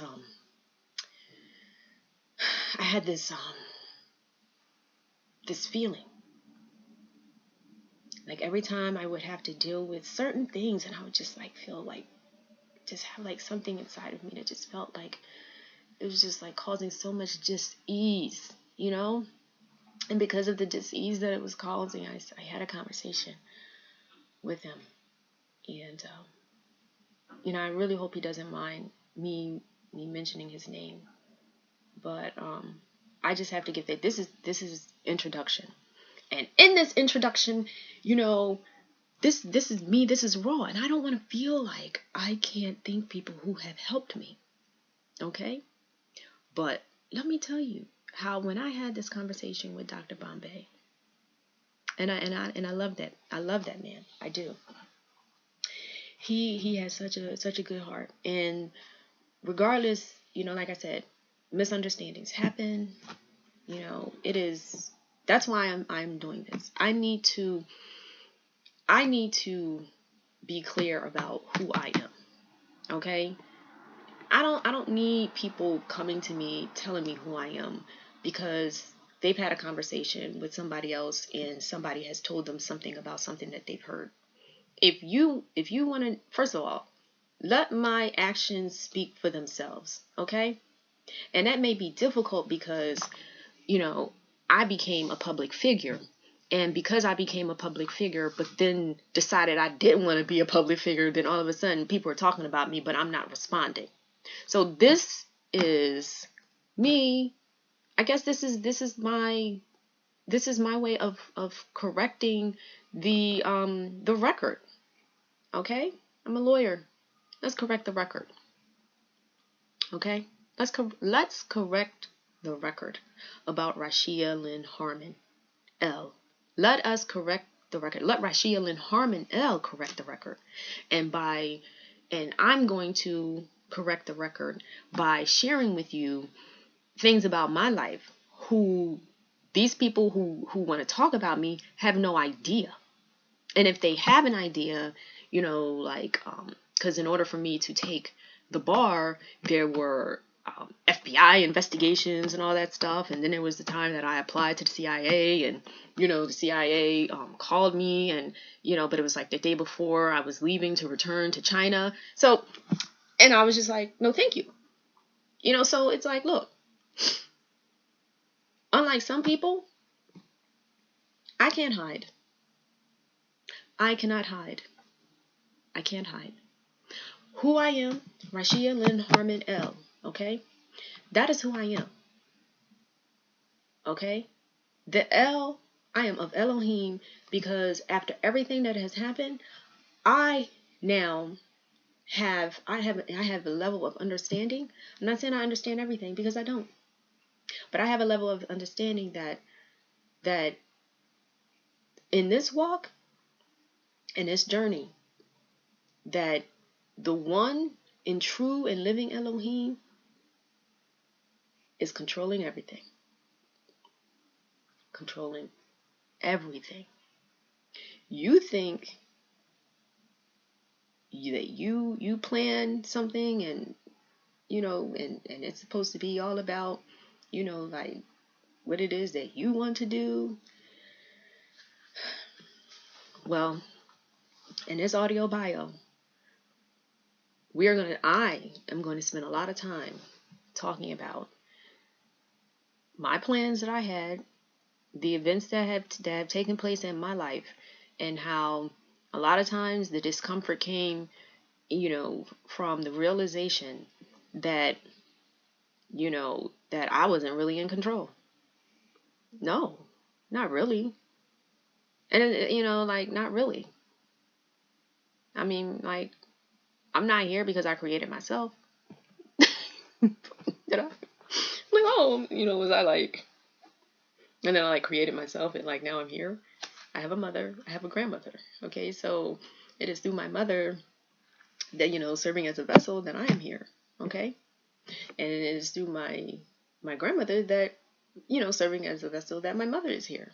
So it's like like there are just some things that we just have to stop being foolish about, and just recognize that there are just some things that are out of our control. And that is what this introduction about my audio bio is about. That's why it's so lengthy, because I have to I want to get it out.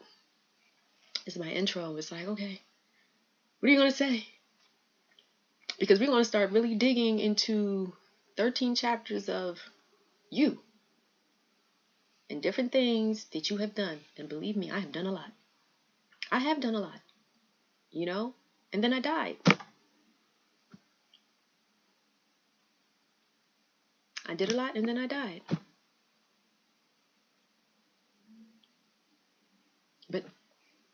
But I'm back.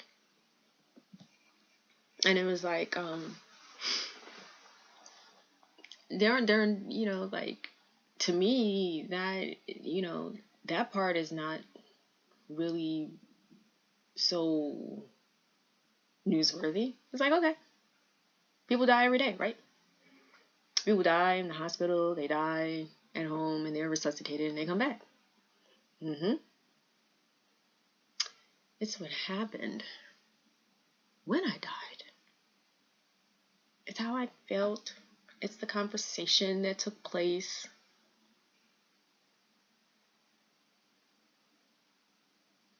That's actually what gives me hope.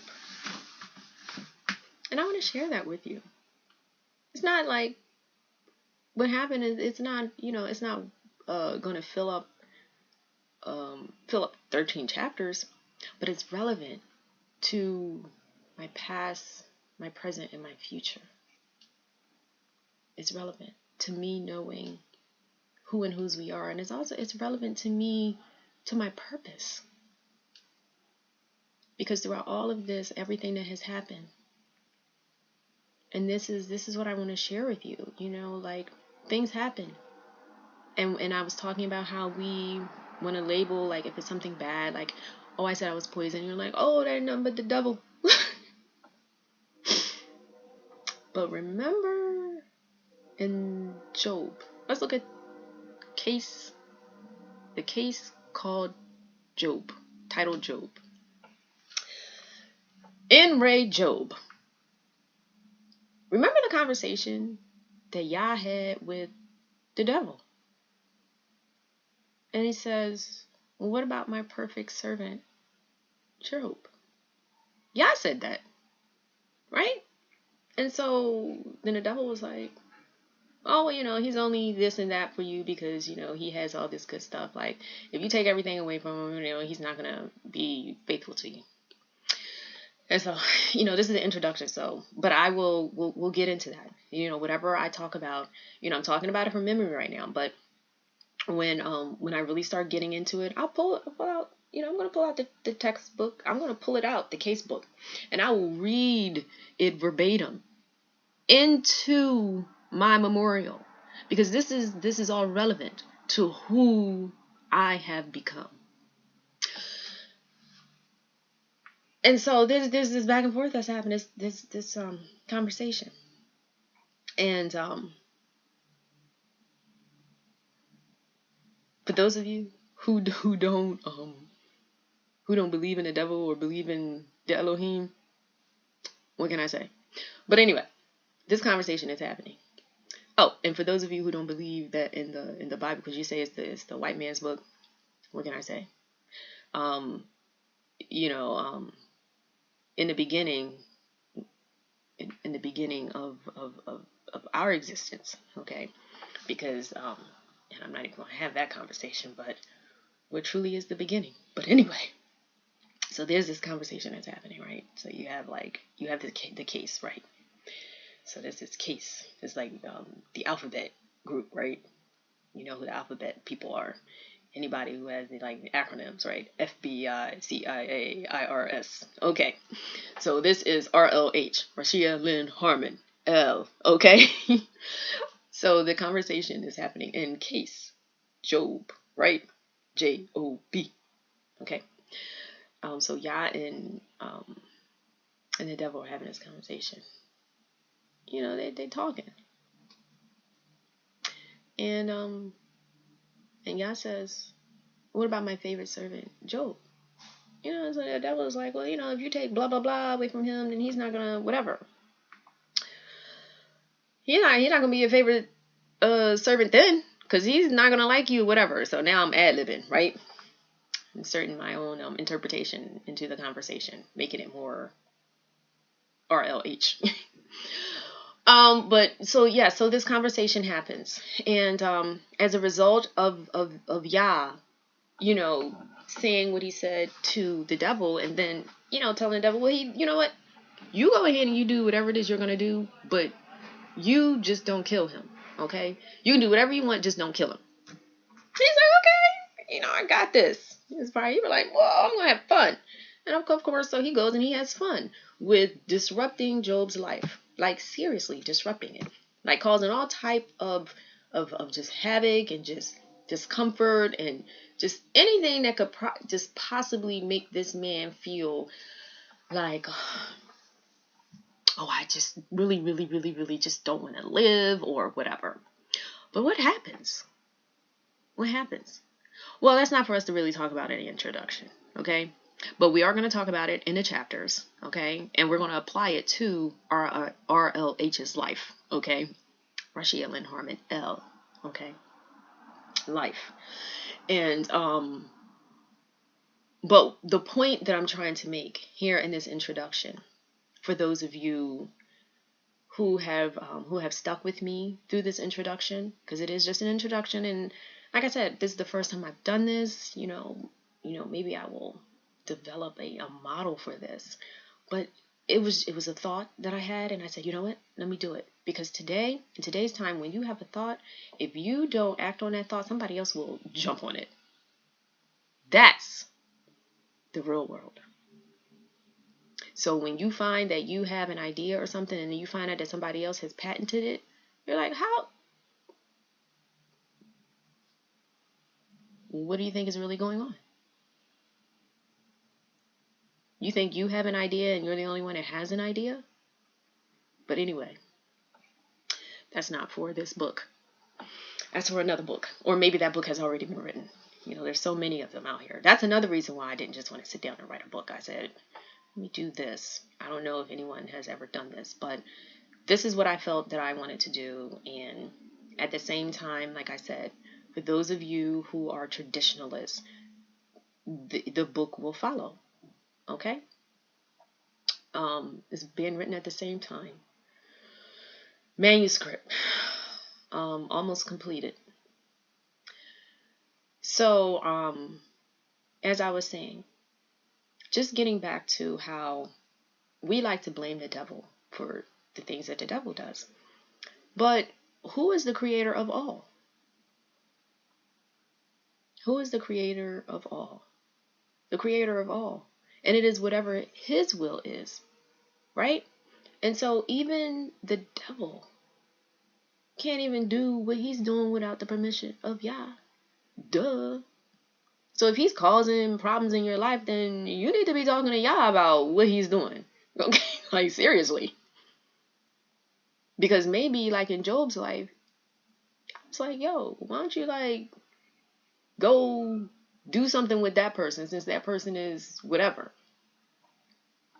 And then the devil's like, I'm on it. So, my point, it ain't always the devil. Stop giving him that much power. He doesn't have that power. And see, that's what we as a people need to realize. And that's what I had to, like, wake up and realize. It's like, man, like, are you going to sit by and just let these people just talk about you? Because at first I was like, I don't care. I don't care. Like, I'm going to do what I want to do anyway. But see, and I started to think. I was like, when you're not here, and people, like, when you're not here, like when you actually leave and you're not here, okay? When you pass on, like when you transition, like when you read history and you're reading history about somebody else, right?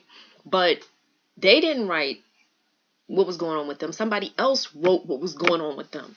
So how do we know that that's really what happened? Today, when truth is written about, a lot of times truth is not written about until like almost 50 years later. 50 years after the fact. It's usually like, it happens in quarters. It's either 25 or 50 years. And then somebody sits down and like, okay, like even like with the ABCs, right? The alphabet agencies, FBI, CIA, they release what was sealed. They unseal stuff. Oh, it's safe now because so much time has passed. Okay? And so now it's okay because, either, whoever was involved, they are no longer here with us. They have transitioned. And so, like, even if somebody wants to sue on the matter, or maybe there's nobody around who can sue on the matter because of the malfeasance that was involved. Okay? They unseal. So now the records are sealed and you're sitting there and you're just like researching or whatever, or you're in school and you have a project and you want to, write a paper, or, you're working on your thesis, your doctorate or whatever. And so now you have come up with this grand idea that you're going to write this book on whatever. And so you begin conducting your investigation, right? Your research, and you come across these unsealed documents. Okay. This new book that has been released about corruption here and murders here, and how this was, uncovered. Inquiring minds wants to know, blah, blah, blah. 60 seconds have investigative reporting now. So we have discovered that, like back in the early 40s and 50s and 60s and 70s and 80s, right? This is what happened. So in 1985, I sat watching the city of Philadelphia drop a bomb on the house of some people who lived in the city of Philadelphia, indigenous people who lived in the city of Philadelphia. And when they dropped that bomb destroyed the all the houses on that block, and then the houses like on the block over. They were behind it. They evacuated, and this is premeditated. They planned. Okay, let's stop acting like we don't have brains and we can't think. This I was 9 then. I'm not 9 anymore. You're not 9. If you were alive when that happened, you are not that age anymore. So it happened. They dropped a bomb, and nothing happened to those people who committed that act, who engaged in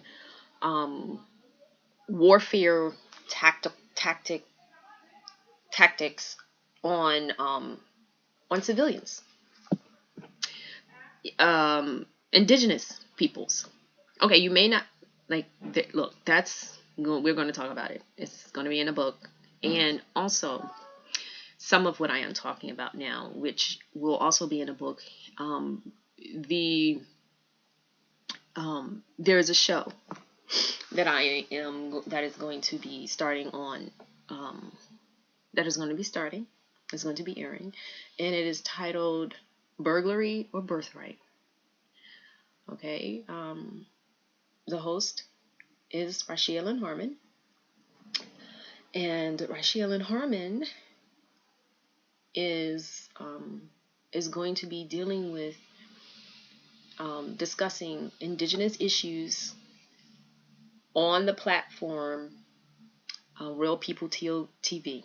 So we are going to be dealing with real Indigenous issues and just discussing, bringing about awareness as to what is happening, what is still happening that no one else talks about or reports about. Okay, we're gonna deal with those issues because there's a lot that's happening that people are not recording or talking about, or it is happening. Some people are aware about it. They're trying to sound their alarm, and you know what? It's my duty to also put the warning out there, put people on notice, because if you don't have notice, then like if there's no declaration of war, then when war comes to your door, you won't be prepared for it. And so what the city of Philadelphia,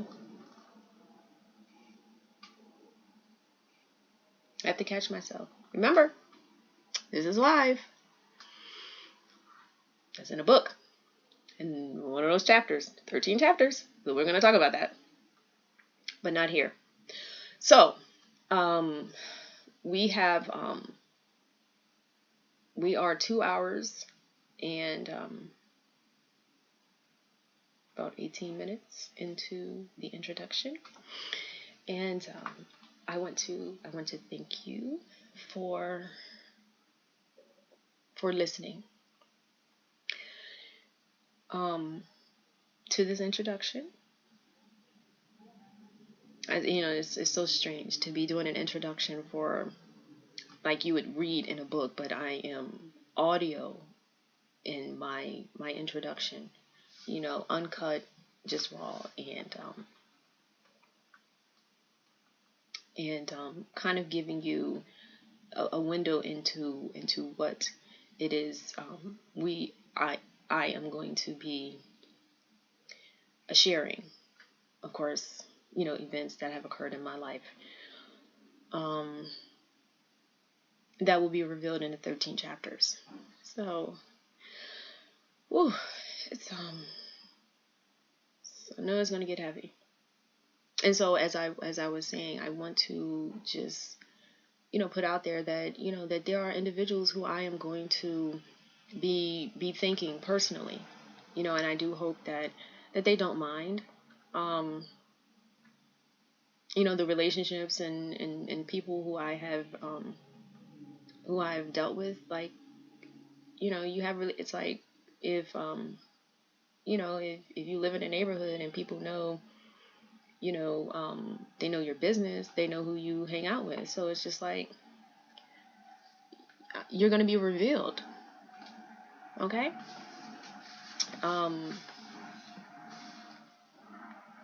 Not for any, because of you're going to be revealed, and because I have my show, If you want the opportunity to rebut anything that I have said, you will be provided with the opportunity to rebut. There we go. I want to keep matters fair, but this is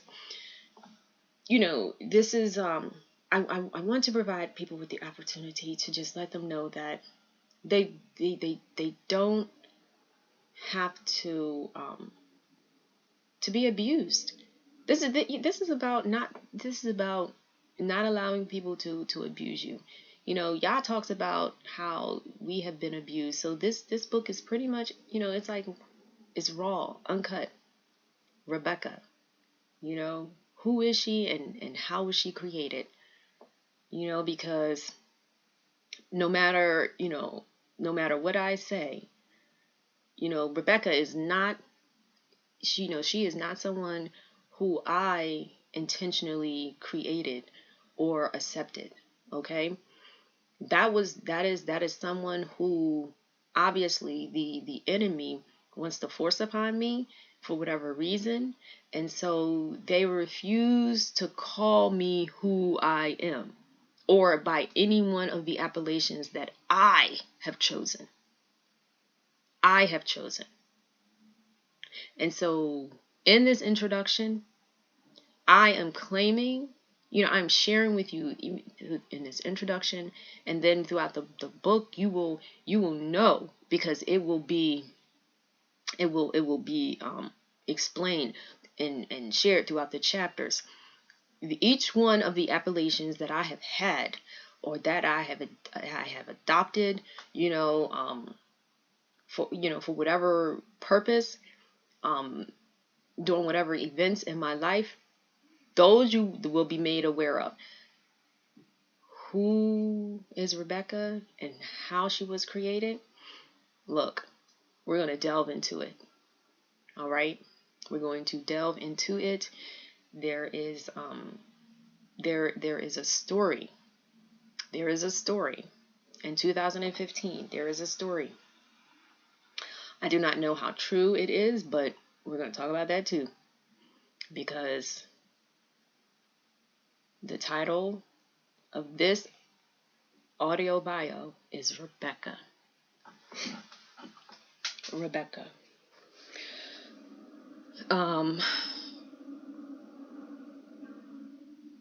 Who is she? Who is she and how was she created? So I thank you, and I look forward to dialoguing, to sharing my experiences with you throughout these 13 chapters that you will see.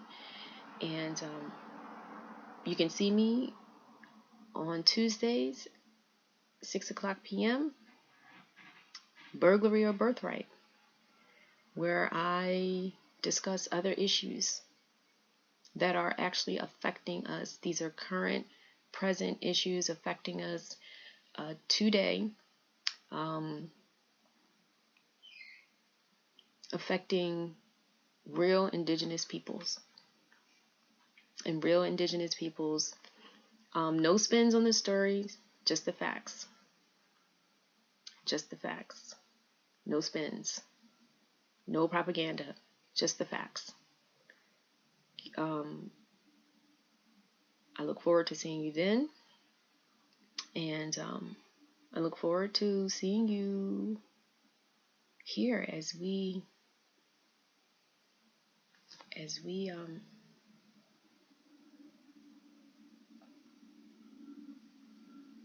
begin this journey of audio bioing it.